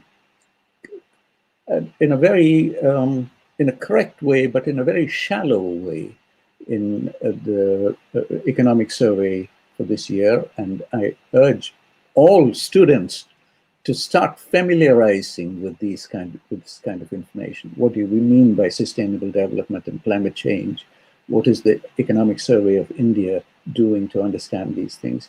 And to open up dialogues with different parts of the world, with our colleagues in Ethiopia. I encourage them to look at these documents and see what is available, what is the thinking in India, what is it that can be done and learned from these models to other parts of the world.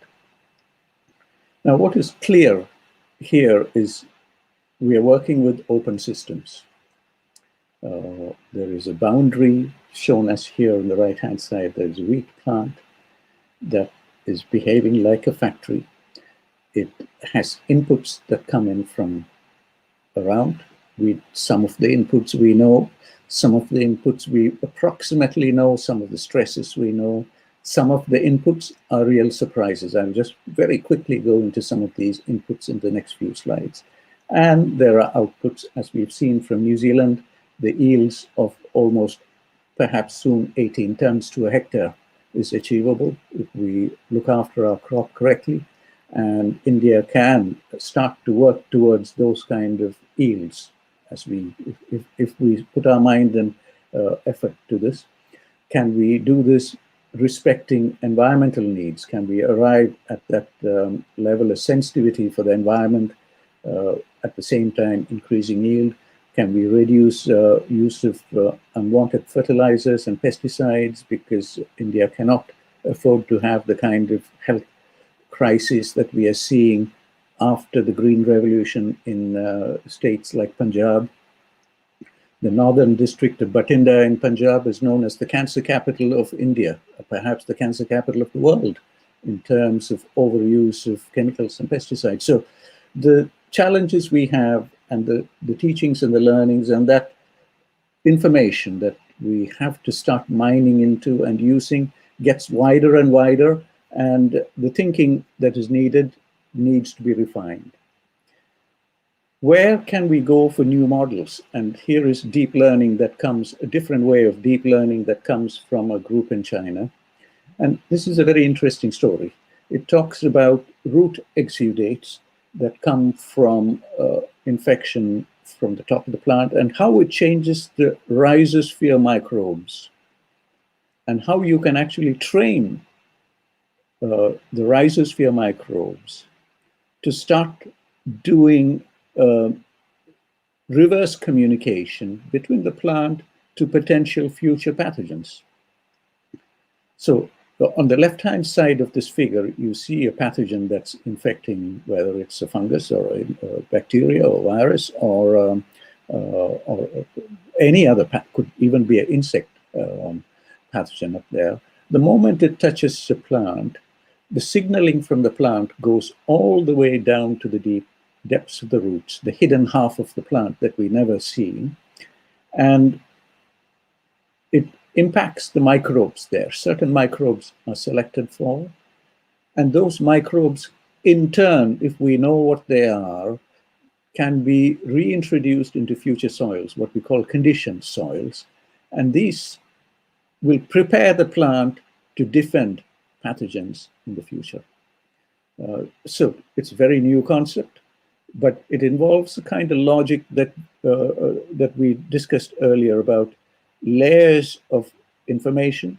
In this instance, layer of information under the plant in the soil, and how there is a learning that's going on, and that is played out on the top of the plant when in future crop seasons. So the point I wish to make here, again, I repeat what I said earlier, the point I wish to make is a very simple one, which is the logic that the computer scientists are using in terms of many layers and how you make correlations between the different layers and the decision trees that you arrive at are all played out in nature also. And in this, the previous example, the case of microbes and conditioned soil. And maybe these are the new areas where we will see a lot of dialogue going on between the disciplines, between traditional agronomy and agriculture systems, soil microbiologists, the plant pathologists, the plant breeder, and the germplasm scientists. There is a lot of interaction that needs to go on. And here is one example of the kind of effects that we are starting to understand in large germplasm collections. Shown on the right-hand side is root architecture in wheat. Now, you will see changing just one gene, how the root effects in the root. And the gene in question here is a gene involved in vernalization. For people in the wheat breeding area, they know that we have spring wheats and winter wheats. Winter wheats require a deep cold period before they can go into the next stage of growth. And the VRN1 gene, when mutated, it affects the root system. It gives you deeper, longer roots. For most of us in wheat breeding, we understand attributes, the hidden attributes, like the root system growth angles. And there are genes involved in many of these things. There are also extrinsic factors. There may be bacteria that actually, rhizosphere bacteria, that control these angles, which in turn changes the root structure. If you can get another 30 inches of root in any traditional variety, you are very likely to provide higher levels of resistance in the plant. So with that, I go on to my next presentation, which is to do with the problems that we are facing here and what the small group Diome Lab and our algorithms are helping us to solve data problems. Now, Diome was set up because we have the capability of developing algorithms that are very quick at taking care of two bottlenecks that we have in any data environment. The two bottlenecks is around this space, data curation. When large amounts of data is gathered, how do we analyze this data? Can we develop custom algorithms for all of this work? And I want to add here that much of this work was inspired by Lalit Saini, who might join us later today, or he might be viewing from somewhere. Lalit is from Rewari in Haryana, and Lalit studied computer sciences in Rohtak, and then went on to do a master's in GIS in Uttarakhand, and since then has been fascinated with data, and he understands data and helps analyze data.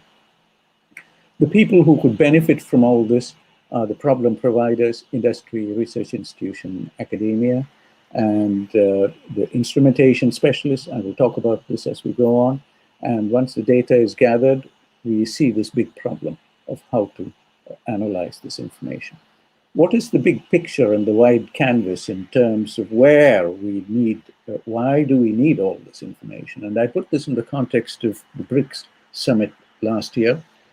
India is the chair of the BRICS committee this year, and the offer that is made that for a population of almost 3.6 billion people, heading closer to 4 billion people, the BRIC nations are very important, with a huge GDP in excess of about $17 trillion. And where India wants to play a role here. India wants to present itself as an open, investment-friendly economy. But to make this happen, we need skills. And shown on the right-hand side is the way in which that problem is being solved. We need to skill people. We need to make sure that the students that we have understand the wider challenges across the world, not just in the state of Haryana, not just in the national capital region, but in different locations across the world. They must understand these things. And not just geographically, but also at different dimensions. You must understand what happens within the plants, within plant cells, etc. And last year was the 50th anniversary of the state of Haryana, and 150 years of celebrating the Mahatma. And an offer was made that we should start looking at developing these skills for food and nutrition security.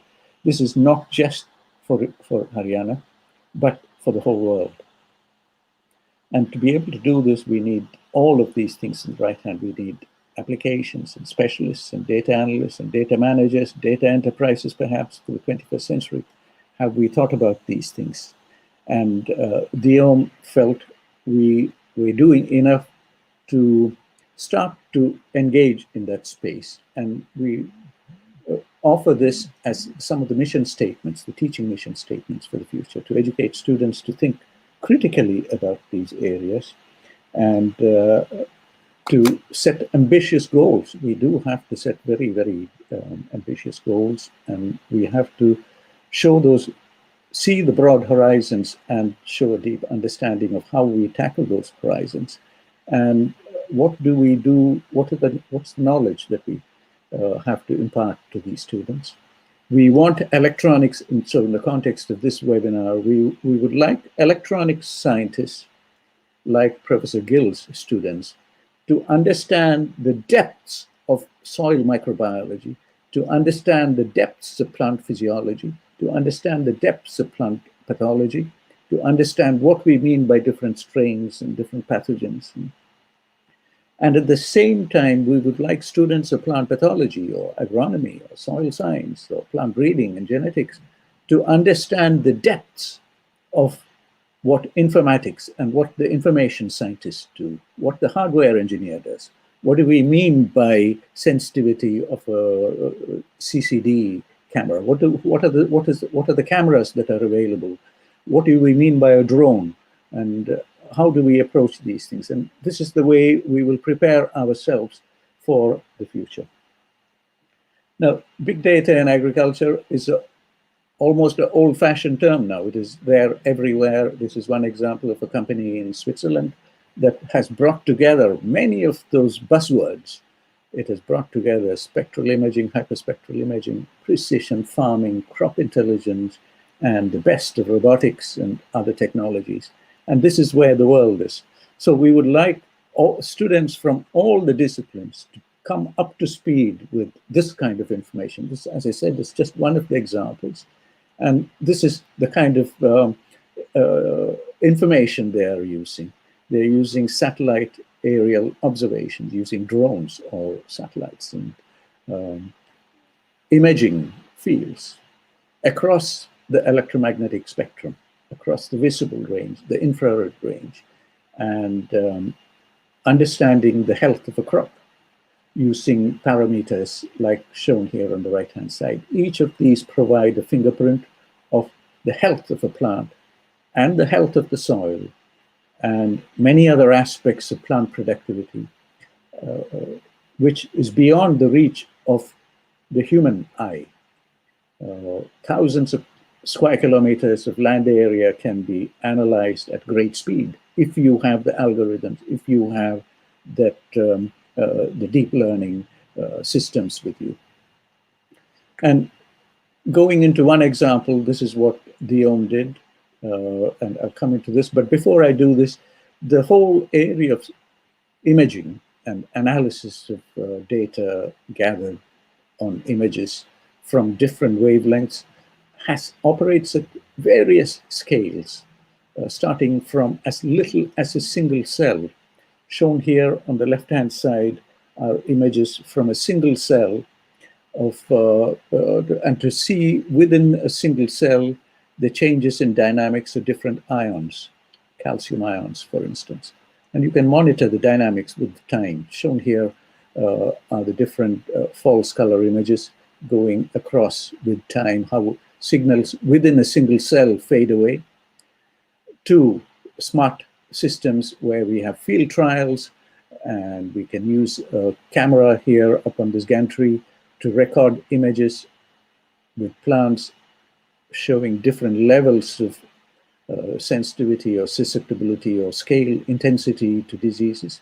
And shown here on the far right-hand side, a huge satellite image that covers tens of hundreds of kilometers of land to see what kind of wealth is there in the land. But the logic here is the same. And I also want to highlight here that the logic that is used is the same, whether it is in health sciences for humans, health sciences for animals, health sciences for plants, or health of the environment. The logic and the thinking is the same. And one example here of India's efforts in this space, this is a very brief outline of India's own hyperspectral data gathering satellite, HISIS. This was launched in November 2018. It has the capability of gathering reasonable amounts of information across the spectral range, capable of analyzing what is on the land today, what is the level of maturity, perhaps the question that Professor Behel asked, which is, can we detect health of a plant from these images? And this is where I hope these interactions between Germany and Rohtak and Bahadurgarh and Ethiopia and other locations will come to use. The problem remains the same, that we have a lot of data that can be gathered very easily. There are bottlenecks that need to be solved, and do we have the skills?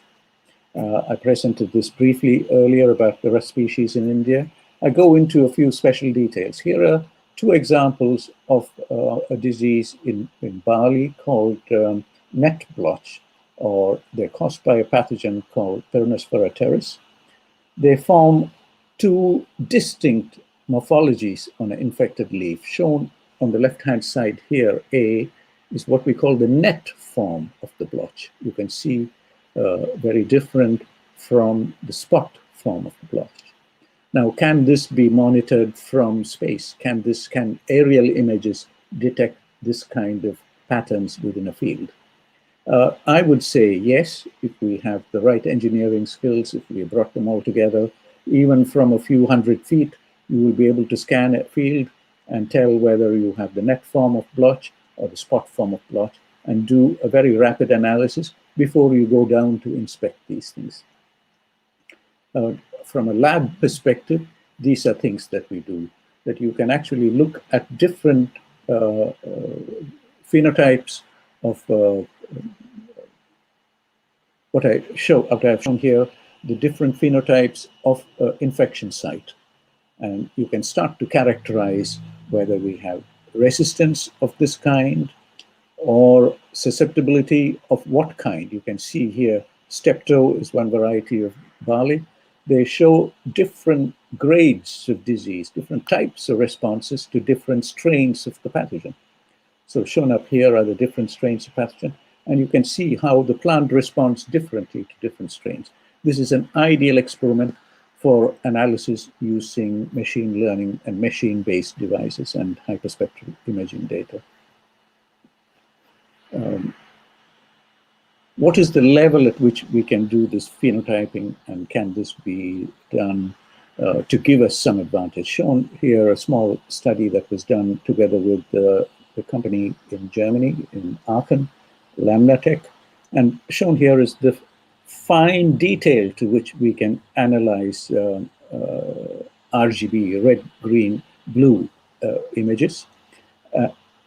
The image here is of a small section of a leaf with different grades shown here in false color, all gathered using one of their digital phenotyping systems. Shown here is one of their imaging systems.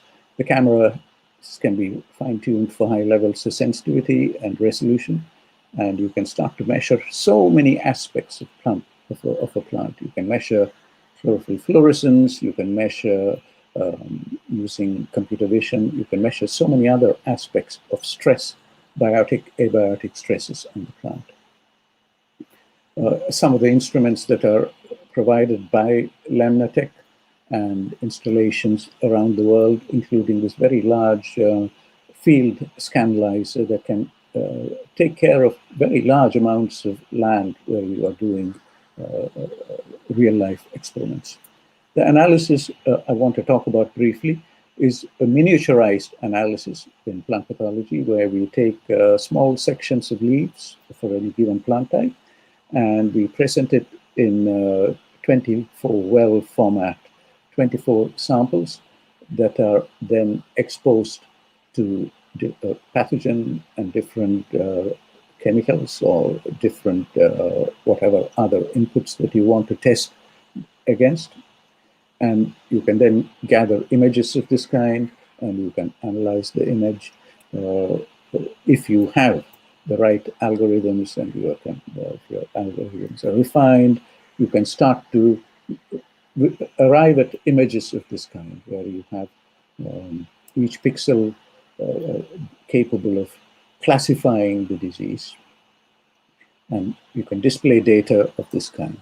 An average experiment would look like this, a huge number of plants being exposed, plant sections being exposed to different stresses or plant pathogens or different chemicals or different fractions of chemicals, complex chemical formulations, and to test for feasibility to see if they prevent the growth of the pathogen on the surface of these leaves. And data analysis is central to all of this, where you have gigabytes of data that needs to be managed, handled, turned around, and then analyzed. And when we do the analysis, you can start to see responses of this kind, how the plant behaves, how the plant, different treatments behave, etc., etc. Shown here, slightly enlarged, the size of the sample that we are analyzing. It's about 2 millimeters, 2 centimeters by centimeters, so about 18 millimeters by 10 millimeters. And the pixel sizes are shown here, 85 pixels in the horizontal and 55 pixels in the vertical. And we are able to do a lot of analysis across 1,000 different wavelengths and with very high spectral resolution, 0.6 nanometers, and you can start to analyze this data. So all of this is possible. All of this is possible and can generate high value with time. And they are scalable to different verticals, as we call them. They can go into earth science, they can go into soil analysis, they can go into human biology, they can go into single cell analysis, and they can be deployed wherever you want this analysis to be done. Plant pathology, in the area of plant pathology, these are the kind of places where we feel data analysis and deep learning will come to use. You will start to see some of the big agrochemical groups becoming more and more sensitive to the pressures from society to say we need less and less unwanted chemicals being applied on our crops. We want, ideally, we would like chemical-free agriculture, which is the initiative now being taken here in the European Union. We will start to see plant breeders and plant phenotypers, germplasm managers, all wanting to learn a little more about this, which I hope is the aim of this whole workshop. We will want to bring in people who understand hardware and software, like Lamnatech. We might have to bring in partners like this who already are in that space. We might have to integrate this with people in Rohtak or other parts of the world, in Ethiopia, for instance, who already have enough skills in this space in terms of artificial intelligence, deep learning. We might have to come together to start to revisit all of these spaces in preparation for the future. I think I've taken enough time here. I stop here, and I'm happy to take questions. I'm also told that Tino, who was to join us today from Germany, is not able to join. So I leave it to you, Dr. Behl and Poonam ji, to decide where you want to go next and how we are for time. And the next speaker is Dr. Yemesh Siraj, and we will discuss many points of presentation from Dr. Madan in sum up session. Okay, he has made brilliant analysis of the whole problems, the ways forward, and what we can do together. And his suggestion is very good.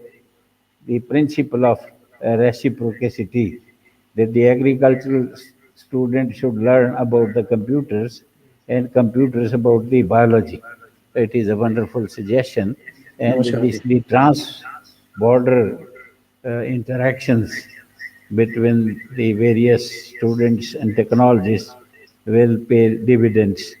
The time to work in isolation has perhaps gone. Okay, so we better hear first Dr. Yemeshrat, and then we will discuss. Thank you so much, Professor Madan, for your informative session. Now, in continuation, this is turn of Dr. Tino Donbush, but due to no connectivity of internet, we are not continue with him. So now the turn of Dr. Yimeshirat. Yimesraj is a research scientist at Addis Ababa Institute of Biotechnology at Addis Ababa University, Ethiopia. She is willing to initiate a cooperative research project along with her colleagues on deep learning for detection and management on plant disease. She is sincere, hardworking scientist who has published impressive papers and handling interesting research projects besides teaching UG and PG biotech students. I would like to invite Dr. Yume Shirat for her presentation about biotechnology of management for plant disease. Welcome, ma'am. Thank you very much for your kind introduction. I just good morning and good afternoon, everyone. And I just trying to share my screen. So my topic is as I described. It will be on the Speak a little bit biotechnology loud. of management uh, mm, for plant disease and pest management.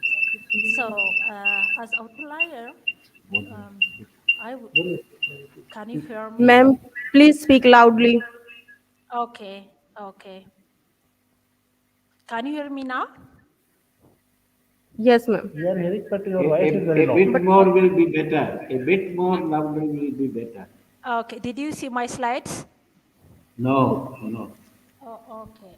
I will try my best to share. I just try to share my slides. It was very clear, no? Tell me, Subal.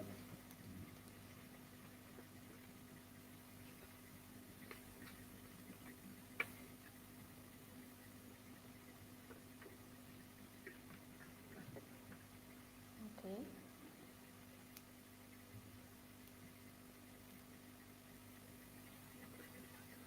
I don't know why I couldn't I couldn't share my slides. Can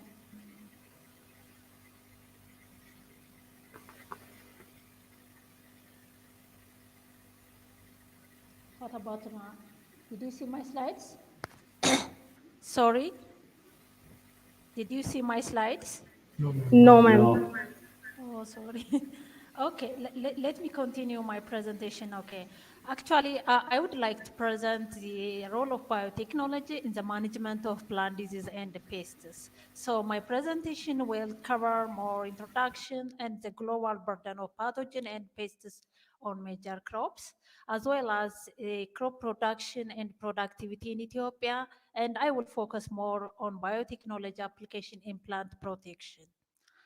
So, plant disease and pests have been a major factor influencing global food production, as you may know.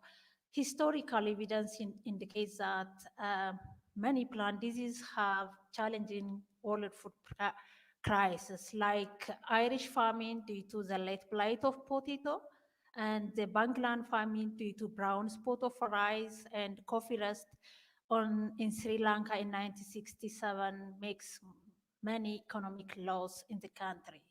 So the current pathogen burden in the food crops have really affected across different countries in the world. So many studies indicate that the global burden of pathogen and pests on major food crops has been significantly affect more in developing country like African country and other Asian country.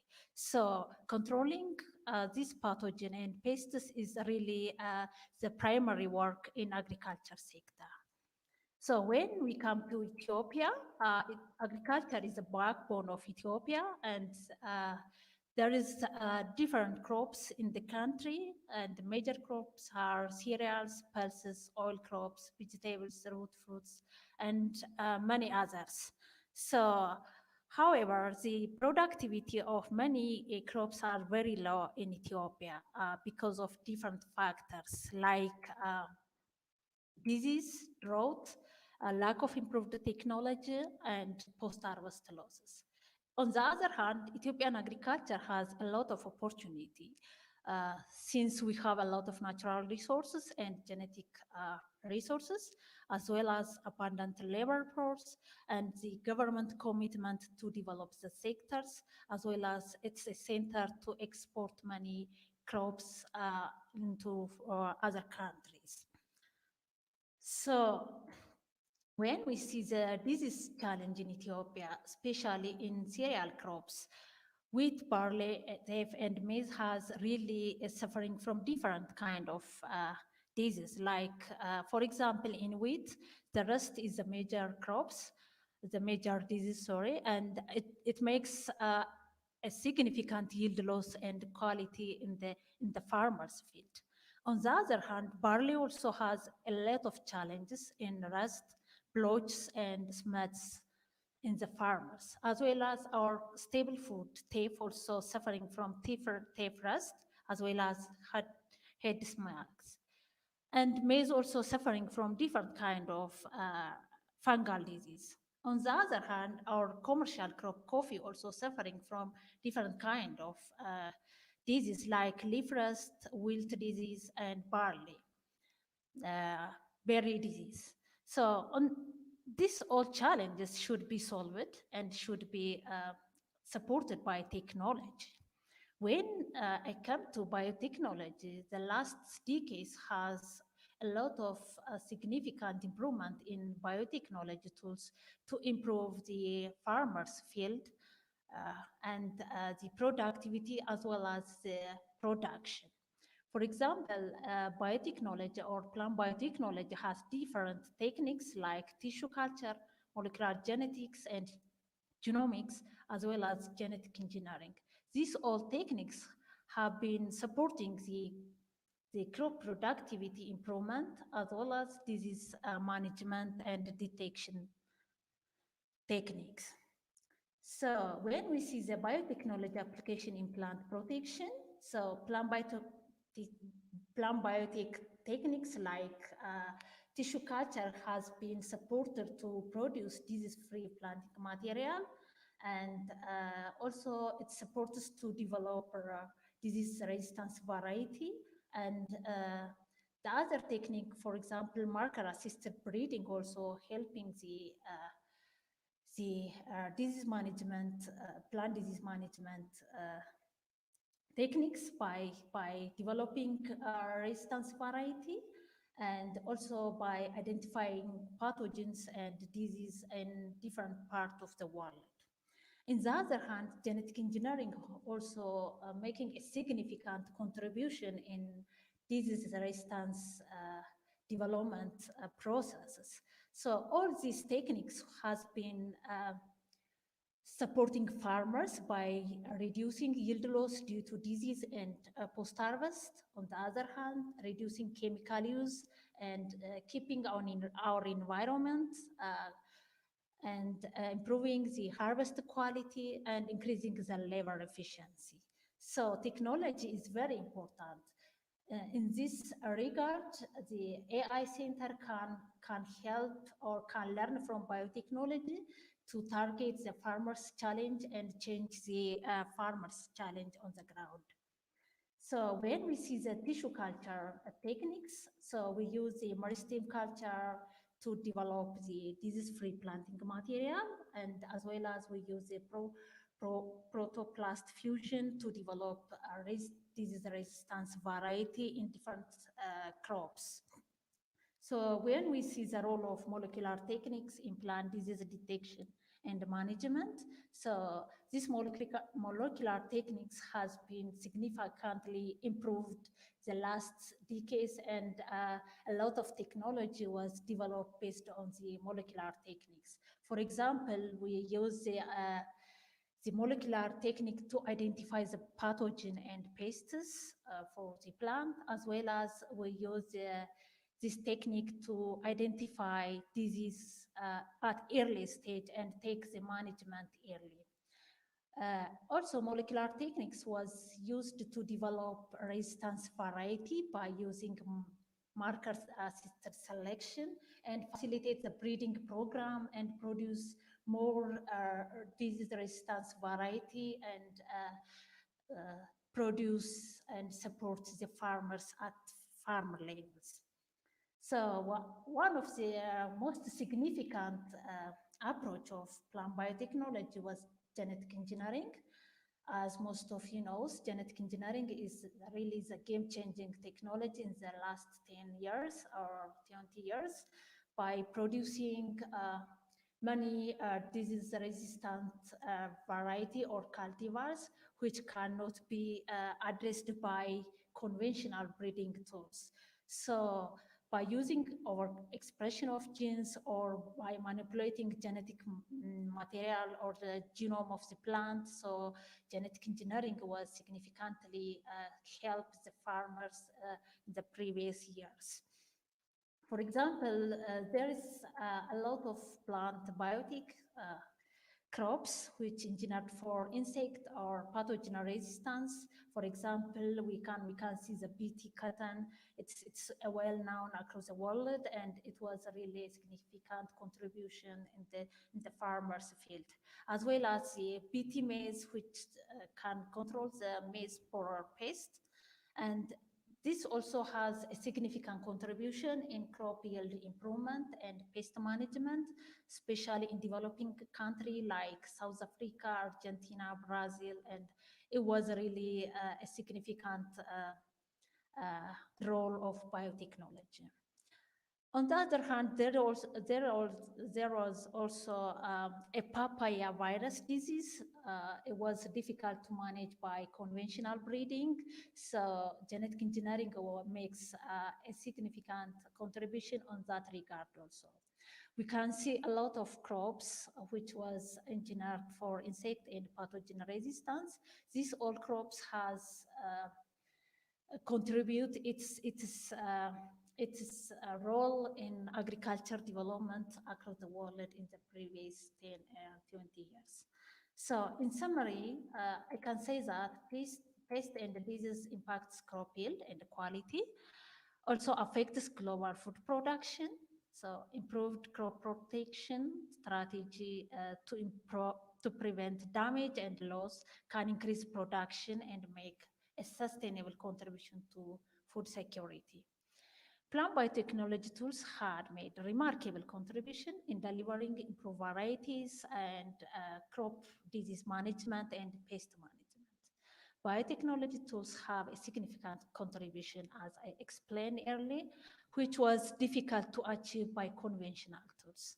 So on this regard, the new technology learns from the biotech sectors to upgrade and targeting the farmers' real challenge and solve the significant yield improvement in the developing country.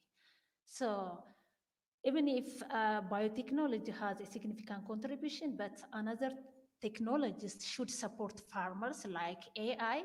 So by facilitating the disease management and detection in the farmer field is really important and critical.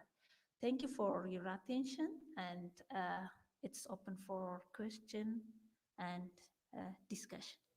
Thank you very much.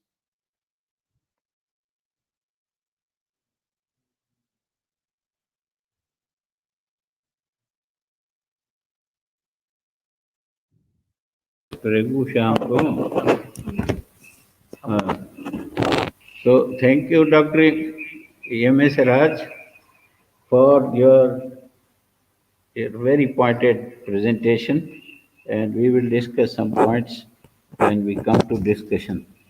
And now we have a biotechnologist turned computer specialist, Dr. Raghu Shyam from Warangal, and he will be presenting his thesis on deep learning for detection and management of plant diseases. Poonam will tell about him. Thank you, sir. Yes. Dr. Perigu Sham did doctoral research and secured his PhD from University of Hyderabad in 2014. Previously, he did his MTech Bioinformatics and MSc Biochemistry from University of Hyderabad, Telangana State. The major focus of his thesis was to the study of natural products and their role in treating breast cancer. He utilized both in silico and in vivo approaches for his study. He then moved to the School of Information Technology, Jawaharlal Nehru Technological University, Hyderabad, located in Hyderabad, Telangana. There he taught postgraduates that courses including system biology, bioinformatics, drug design and discovery, and statistical machine learning taught by him. He handled both theory and laboratory courses. He had mentored several master's projects. Later, he joined the Department of Biomedical Informatics Center, National Institute of Nutrition, Hyderabad, as a scientist. In the year 2018, he moved to the Department of Biotechnology, NIT Warangal. Dr. Shyam's research interests are in the area of theoretical and computational biology, machine learning approaches, computer-aided molecular design, and chemoinformatics. Dr. Shyam has made fundamental contributions in the area of non-covalent drug interactions and developed several important concepts in this area. His group is interested in applying the data science approaches and also developing indigenous software tools for various medical and health applications.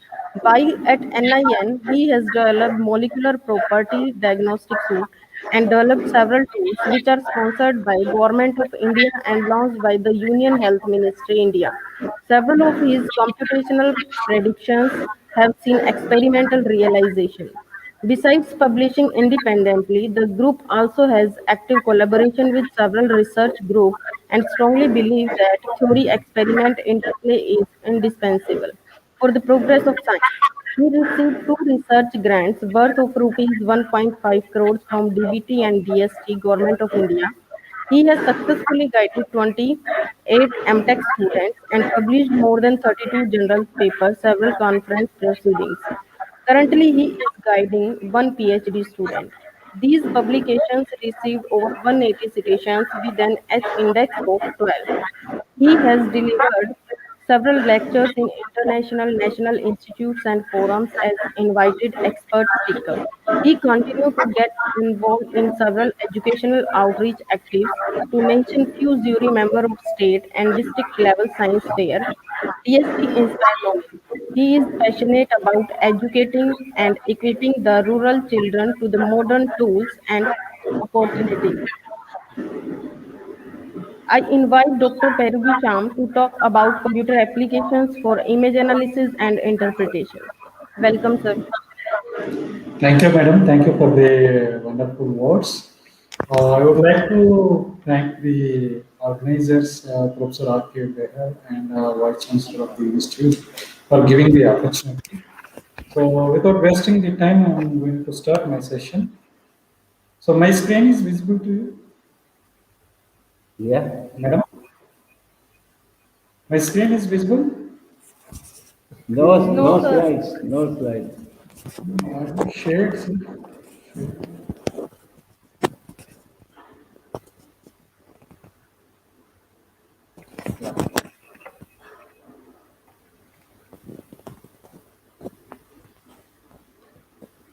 Now it's visible? Still not. No, Yes. sir. Okay. Now.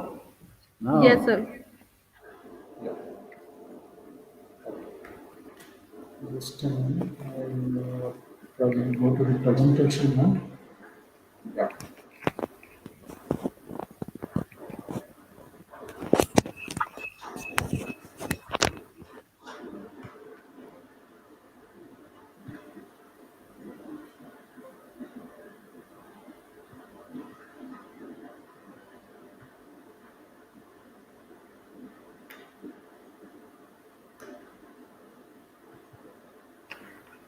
Yes.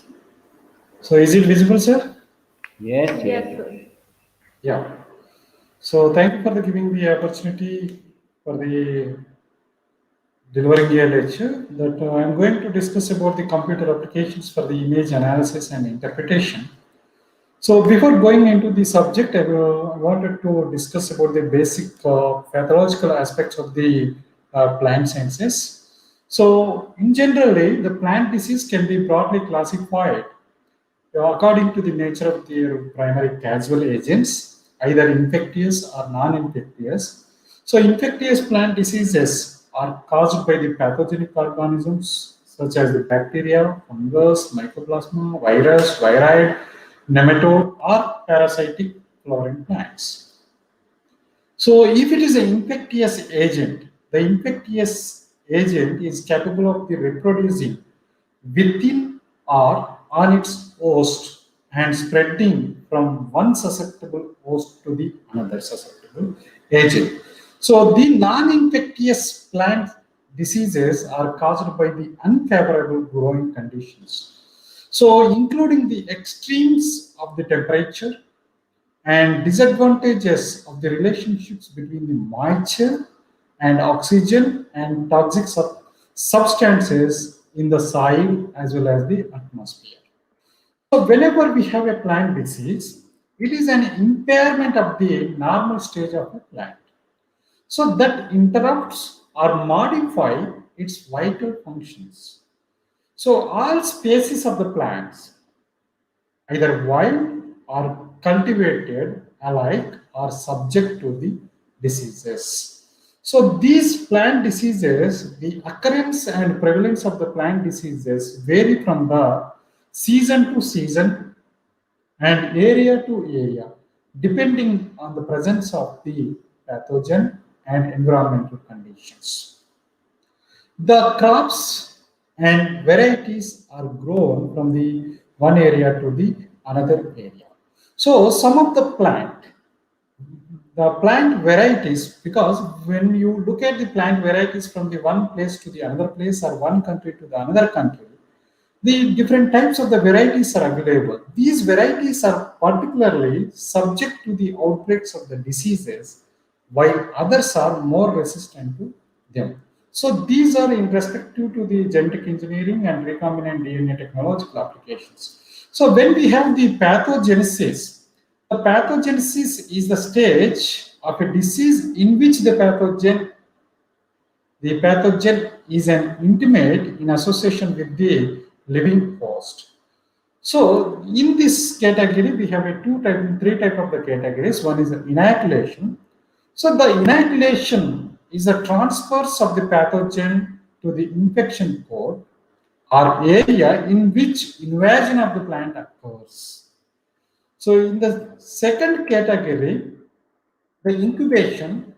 So incubation is the period of the time between the arrival of the pathogen in infection port and appearance of the symptoms. So the third category is infection. The appearance of a disease symptoms that is accompanied by the establishment and spread of the pathogen.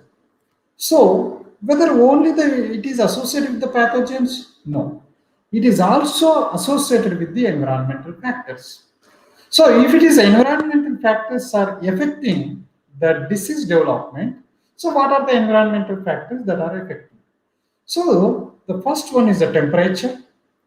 Each pathogen having an optimum temperature for growing. So in addition to that, the different growth stages of the fungi, such as the production of the spores, this used to use in the reproductive units, and their germination and their growth of the mycelium may have slightly different from the optimum temperatures. The optimum temperatures are normally used to use for the storage of a certain fruits, vegetables, and nursery stock are manipulated to control to fungi, bacteria, and that causes storage decay. So, except the limited protection can be done to the control of the air temperature in the fields, but greenhouse temperature can be regulated to check the disease development. Because when it is in the greenhouse, it is under our control. Okay. So the another factor, the humidity. So when you look at the different levels and different areas, the humidity will have a problem. So some area have the high humidity where coastal areas, especially the seas and lakes are there, the humidity will be high. Where the lakes and ponds are there, the humidity will be less. So depending on the humidity, the crops will be, production will be affected. If it is the high humidity, the high humidity favors the great majority of the leaf and fruit diseases that are caused by the fungi, water moles, and bacteria. So if it is in the less, so the diseases are in greenhouse crops such as the leaf mold of a tomato and decay of the flowers, leaves, stems, and seedlings, and flowering of a plants that are caused by the bird species. So another factor, whenever you look at the soils will be vary from the one area to another area. Some area will be completely red soils will be there, another area will be black soils will be there, another area will be clay soils will be there. So that associated with the fertility. So soil fertility, the greenhouse and field experiments may have shown that rising and lowering the leaf levels of a certain nutrient elements required by plants frequently that influences the development of some of the infectious diseases. So another factor is the soil moisture. The high and so may be the limiting factor the development of a certain root diseases. So whenever you look at these soils, so we need to consider the soil pH nature, whether it is alkalinity, whether it is the acidity.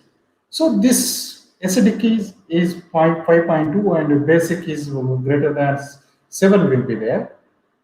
And soil type, as I said, there are the different type of the soils are available across the country and across the globe. So these soil types will be varied, and these soils also, some of the soils will be resistant and will give the more yielding, and some of the crops will not yield much. So there are the requirements for the disease development and disease diagnosis.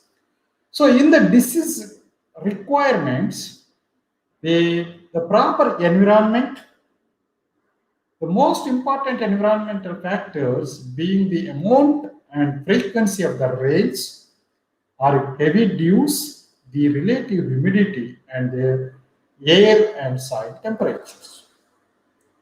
And there is a virulent, the presence of the virulent pathogen and susceptible host. So these three factors are the main requirements for the disease development.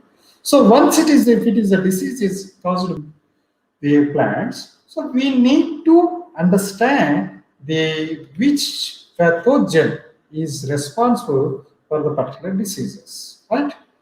So what we have a different type of the diseases. I will try to bring to you the three type of the diseases which are associated with the bacteria, fungi, viruses, and others are the worms and pests also vary from the different types. So these are the diseases that are associated with the bacteria, that are Aspergillus and bacterial white and blight and canker and crown gall and rot and scab.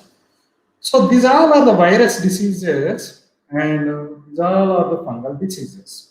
So why I am showing this the different type of the microorganisms like bacteria, fungus, and virus. So these three microorganisms are causing the diseases. So depending on the disease, depending on the level, and we need to apply the fertilizers and pesticides to the crops.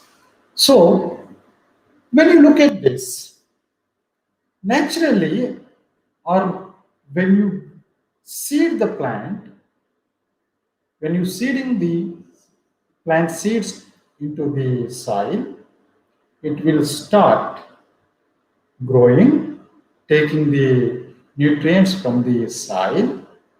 When it is growing from the day to days together, and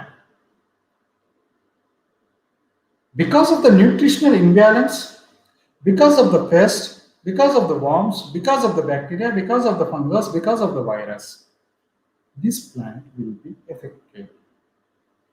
So you look at this, due to the corona, the whole world has affected and witnessed.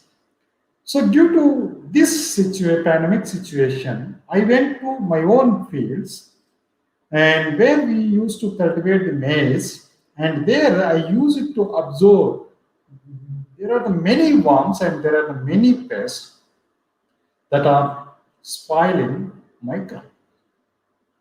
So there, see, look at the image how the worm and pests are moving, and their eggs are, look at here, their eggs are available, right? Then when I picked out from the plants, there are some worms and pests I'm able to show in my own farm. And when I wanted to kill these organisms, so I need to apply the pesticide. So before applying the pesticide, just I have taken the mesh and I apply the pesticide direct on the worms, whether how much resistant they are, whether my pesticide is working or not, just I wanted to know. Just I have tried it. So these are the images, just I wanted to show you, right? So not only that, So wide variety of the diseases when you look at the different type of the crops and vegetables as well as the fruits.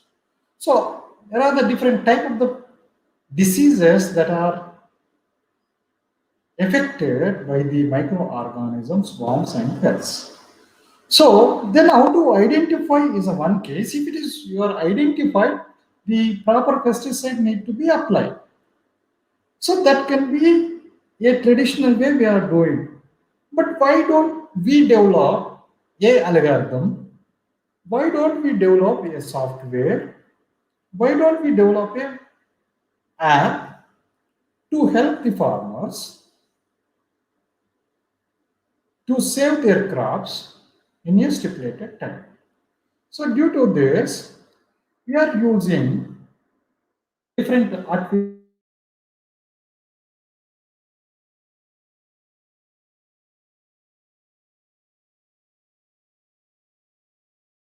LexNet and GoogleNet, and the choice of training mechanism, that is a transfer learning and training from the scratch levels and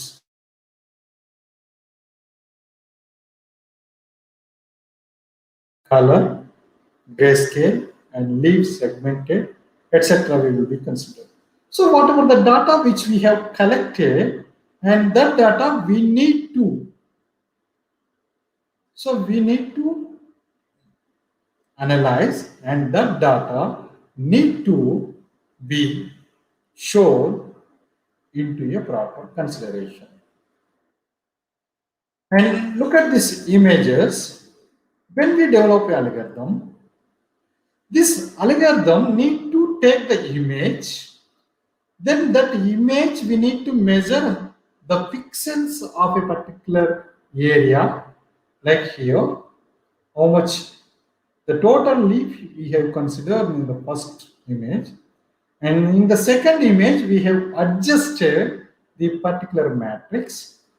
So when you apply the how many leaves that are damaged into a particular plant, I'm not taking the whole field, I will take the particular plant and branch. So there my algorithm is able to capture by photo detectors and sensors. So then whatever the data which we use to collect, and that data will be captured, and once that captured data you can look at the different cluster, the cluster 1, cluster 2 and cluster 3. So you can look at the third image here. So their complete leaf is green color, and there are the yellow colored and brick colored. The disease is affected by the plant of the plant. So now I need to do the image synthesis. So I need to fragment it out the existing image which we have captured, and we need to measure with the scale, and after that we need to develop a proper image that looks like this. So you need to take the training set, you need to take the test set. So then you need to compare our data. So when you compare, then we need to visualize. So in the artificial intelligence and conventional neural networks and deep learning approaches, so once you captured the data and you clustered, made a clusters into different ways, and we need to do the image synthesis. After image synthesis, we need to visualize the feature maps. So these, why we need to develop a feature maps? These feature maps helps in explaining what the model is learning at every layer. As the depth increases, the model is able to learn more spatial information. So the functionality and expected behavior of the neural networks can be explained especially to non-technical stakeholders who would not accept the deep learning algorithms results until their reasoning behind them. So how do we capture in general? So you look at the orange plant. So when you Look at the orange plant. How many oranges that are there in the plant? Our sensor, our photoelectric image will capture. Whenever the data is captured, then whether that is the orange or not. So if it is orange, because we will train the data into the algorithm. So how the orange will looks like, that orange structure and image will be fed into the algorithm. So this will be visualized whenever you give the data set to the algorithm, it will be able to recognize. Whenever you implement this to the software, it is able to recognize a particular image. So whenever I show my image, it is able to identify where the oranges are located in the plant. So, but it is not capturing the leaf. So it is capturing only, and it is highlighted wherever the oranges are there. So once you collected how many oranges that are there in the plant, and how many are good, how many are bad, how many are affected by the worms, bacteria, virus, fungi. So this also we will train the system, train the algorithm basis on that knowledge. The knowledge-driven technologies today are available. They will be able to recognize the particular data. So that is about the particular orange plant. Now you can see wide variety of the plants which we have applied the same algorithm. So this is the artificial intelligence or machine learning methods for detecting the citrus pests and diseases and disorders. So once you have this particular knowledge, then we can help the farmers what is the disease the plant has affected and what is the organism that is associated and which the pesticide need to be applied and what are the preventive measurements need to be taken to save their crops from the pesticides, pests and microorganisms, right? So this is about the confusion matrix. Later we will develop a confusion matrix. So this confusion matrix normally used for the evaluation of the matrix when we analyzing the misclassification between the classes. Because here we have a different type of the classes. Whatever the data which we have captured, the grayscale are segmented and leaf scale and all scales, that is a black and cream color and cyan color and yellow color and brown color. But wherever the different color is coming, there the different diseases are affected by the crops. Okay, so that can able to identify when your algorithm is properly functioning. So that functioning of the algorithm need to be found out. So when you develop a confusion matrix, that confusion matrix is able to identify your diseases and its diagnosis. So when how this confusion matrix will work basis on your earlier programs, right? So this is a training set and test set phenomena while comparing the given data sets. So whenever you have only two type of the only plant and the plant leaf and fruit, it can give the only two sets or two clusters.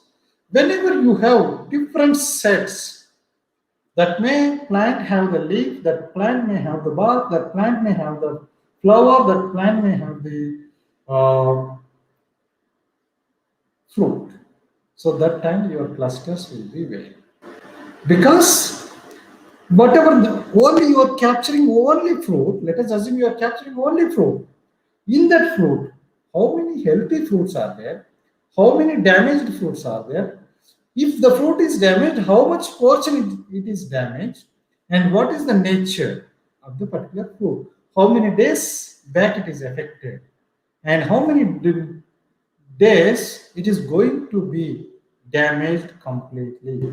So that also we can able to identify by using the computational tools and computational algorithms.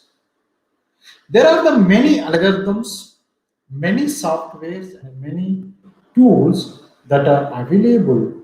Some of them are freely accessible, and some of them are commercially available to analyze the image pattern of a particular diseases related to the plants. So that are the when you wanted to do the image analysis, AFNI, the analysis of the functional neuroimages, and BioSem.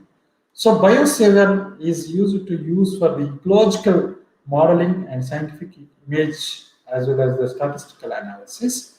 So bioimage suite. So this bioimage suite is the integrated image analysis software, and bioimage XD. So this is a multi-dimensional microscopic images and cell profiler. This is a cell image analysis, and crystal image. The image processing analysis can be done, and CVIP tools. This is used to use for the computer vision as well as the image processing, and DIP image and DIP library for the digital library and image processing. Similarly, we have a number of softwares that are available. So one wanted to use, so which software and which computational tool is related to your work and your domain. Basis on that, you can select the software and you can work it on. And image editing, once you collect the image, we need to do the image editing. So that purpose also we have some of the softwares that are called CatMate, GIMP. So these two softwares will help us to image editing. Then whatever the form, whatever the nature we want the image, and we can edit. And image management, so there are the three softwares are there, the Omero, Biosuite, and QManager. So these three softwares are used to use for the image management. And image visualization, there are many softwares that so whenever we develop the system and whenever we develop the software, and that software, if you see the image and edit the image, so then you need to represent the very beautiful. So that purpose we need a visualization softwares that are 3D Slicer, Amine, Drishti, Osirix, and Watri, and Visbio and Visit. And there are the popular tools or formats are available that are bioformats and FastSight, ITK, and VTK. So these are the popular toolkits which are freely available to everybody can download and start working on this. And there are the other sources which are available, and you can download and you can make use of it. And please note that some of the softwares are commercial, some of the softwares are the freeware. And these all softwares can be used by any type of the image analysis, whether you can take the human body, whether you can take the animal body, whether you can take the plant body. So basis on that, you can work it on. But you need to change the pattern, you need to change the algorithm, and your variables and parameters you need to change, and you need to utilize these softwares. So we'll stop it here. If you have any queries, I will answer if you have it.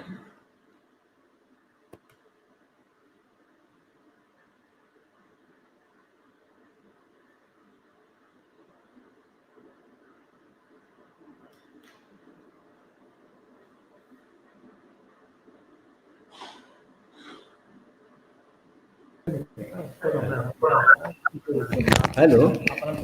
Uh, yeah, wonderful presentation about the ABC to Z.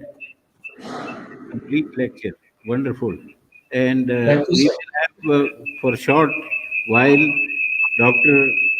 Kasai Golde Georges, who will tell about the ASF, the knowledge center we want to develop at Mahatma Gandhi House, Germany, and then I will try to sum up. Okay. Dr. Kasai, please. Yes, thank you very much. And Yeah, dear, wait for can you 1 hear minute. me? Can you hear me? Dr. K.W. Georges obtained PhD in polymer chemistry from Tübingen University, Germany. He has long association with African Asian Studies Promotion Association as a vice president in various capacities. He is executive secretary of International Foundation for Sustainable Development since its inception in 2007. He played significant role in organizing all IFSADA international seminars and presented and published papers. Welcome, sir. Okay, thank you very much. Dear participants of our webinar, let me welcome you first to that webinar under the title Deep Learning for Detection of Plant Diseases. First, I have to say that after the contribution I've heard that we already are in the age of artificial intelligence. Like I came to know that I'm exposed to that, and the word deep learning I encountered in a translation program, which is fantastic. So we are exposed to that international artificial intelligence, and I know that this will accelerate. And it was overwhelming for me as a layman to know more about the use of artificial intelligence in agriculture. And I would only like to add something which I think is important because it was stated that education is very important, especially to develop creativity and critically thinking of young people to work in that field. So historical knowledge about science, how science developed, how science evolved, knowledge involved is very important. But now I'm here to say something about our association as vice president of the African Asian Studies Promotion. First, let me inform you that we have elected Professor Achim Ebenthal to become the president of the African Asian Studies Promotion. And then I would like to pick some highlights of our institution, the AASF, African Asian Studies Promotion, and subdivide the years. It has been 62 years since its foundation. And I would like to narrate about these years. I have subdivided them in the first 17 years, and then 35 years and 14 years. Now, let me tell you certain things about the first 17 years. This association was created by African and Asian students.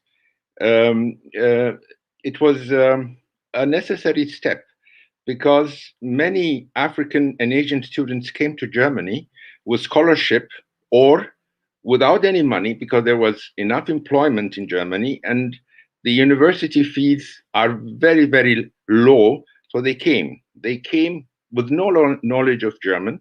So the first 17 years after its foundation was a self-help institution. And during that time, we discovered that the returning back home was a big problem.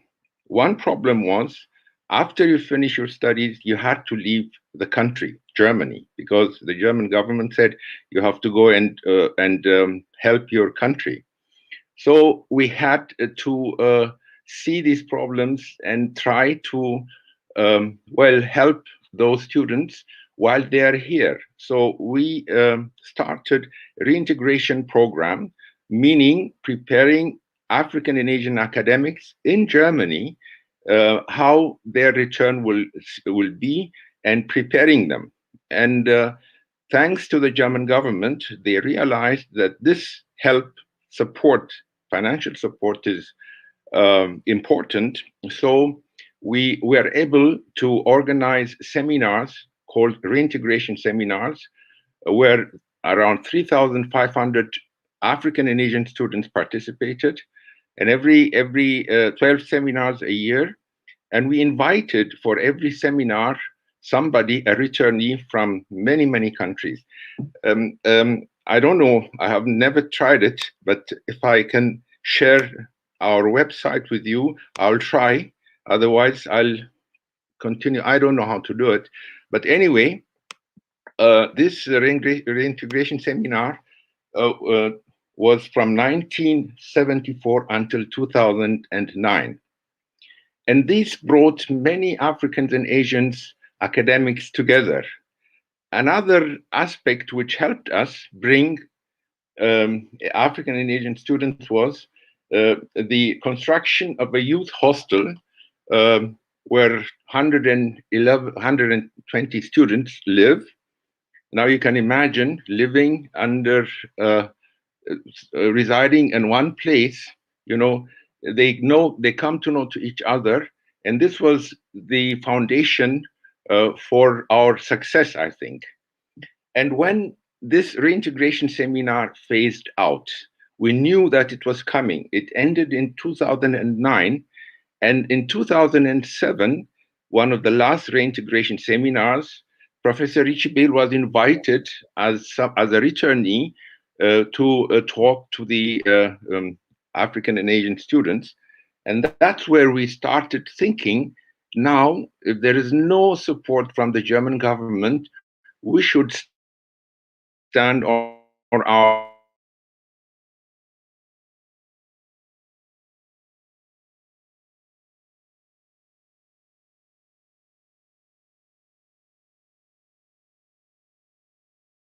And आप बोल सकते हैं, आपको unmute कर दिया। Hello.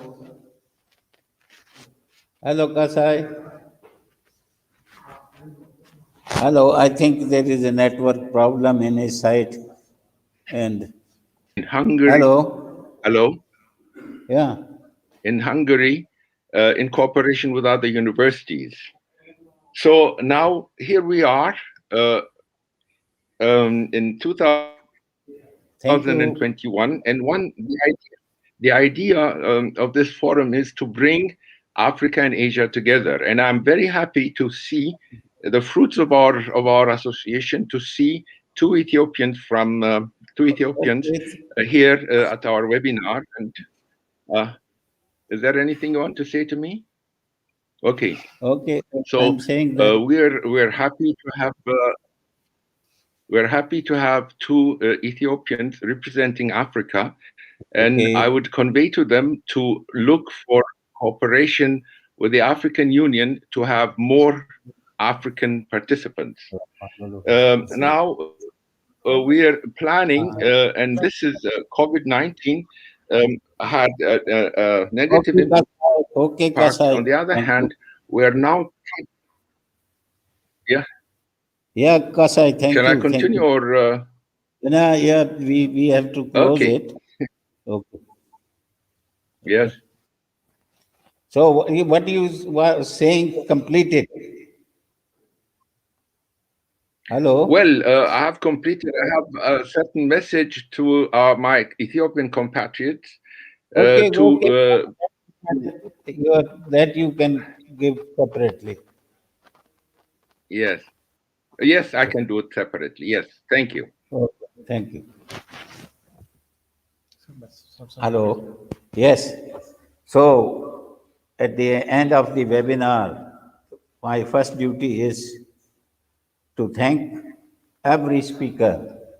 The beauty of today's webinar was that every speaker occupied his or her own niche, and nobody repeated what the others have said.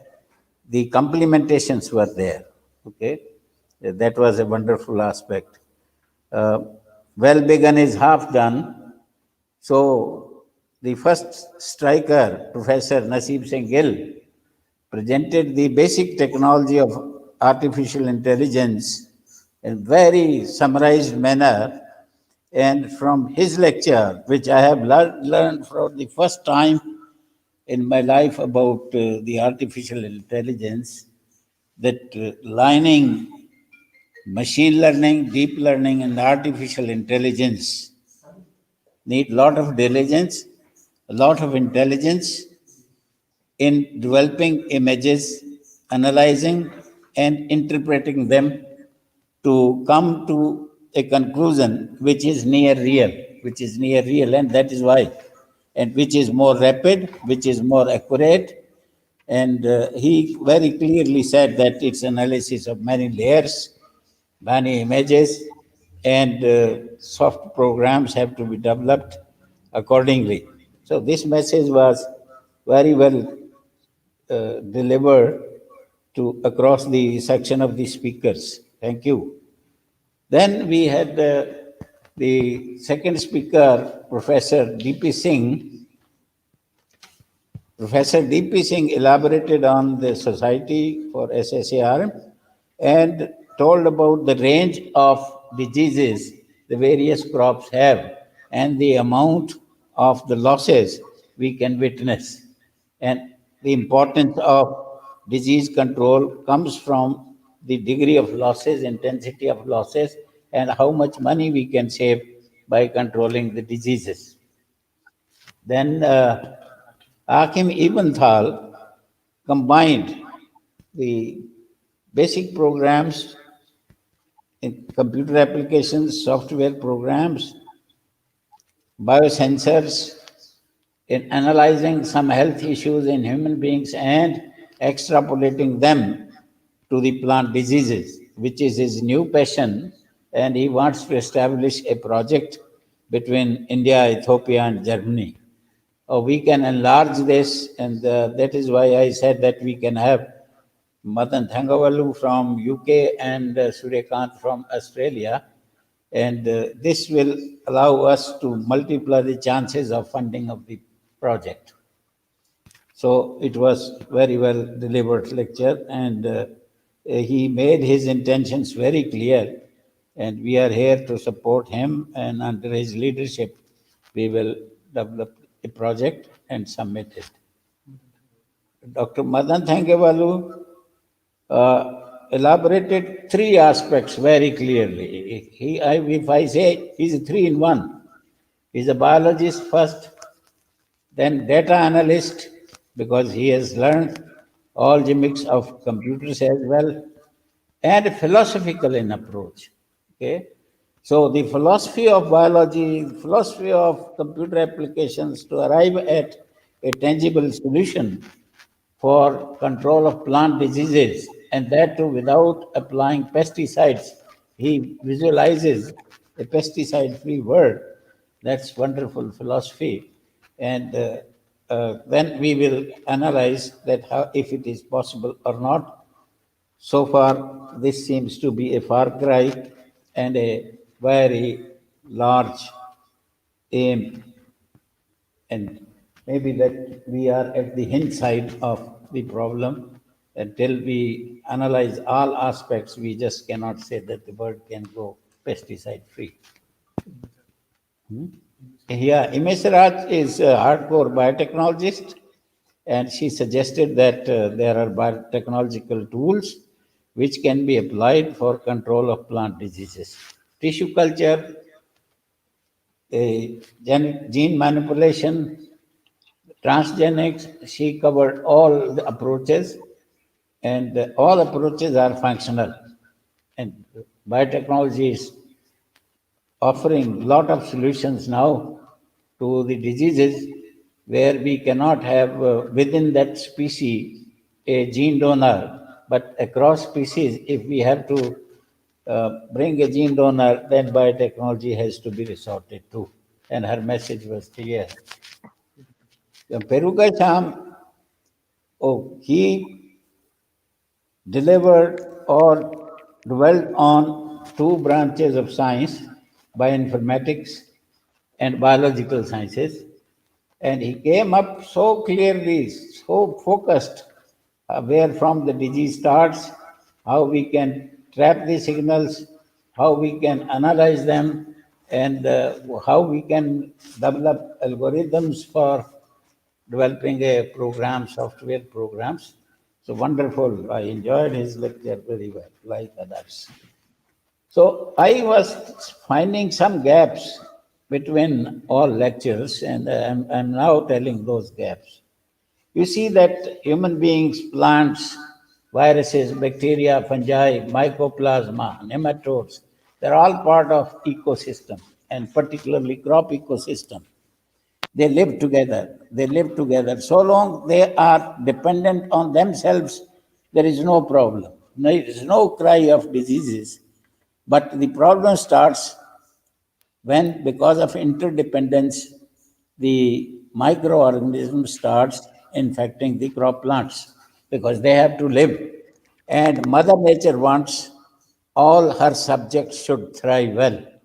Therefore, the development of resistance in nature is to the level that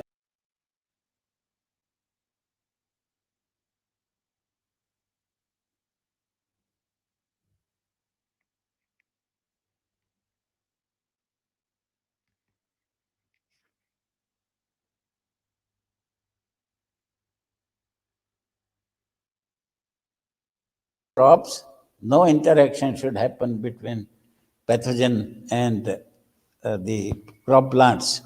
In ecosystem, there are two kinds of interactions: complementary interaction between microbes and plants, and antagonistic interactions between microbes and plants. And it is the second category which bothers us. And that is why we want to control them so that they do not take the share which we think is ours. Nature says that it is their share, but we say, no, this has to be avoided and this is our share, because humanity also needs enough food for food security. So this is philosophically that we need plants to be disease resistant.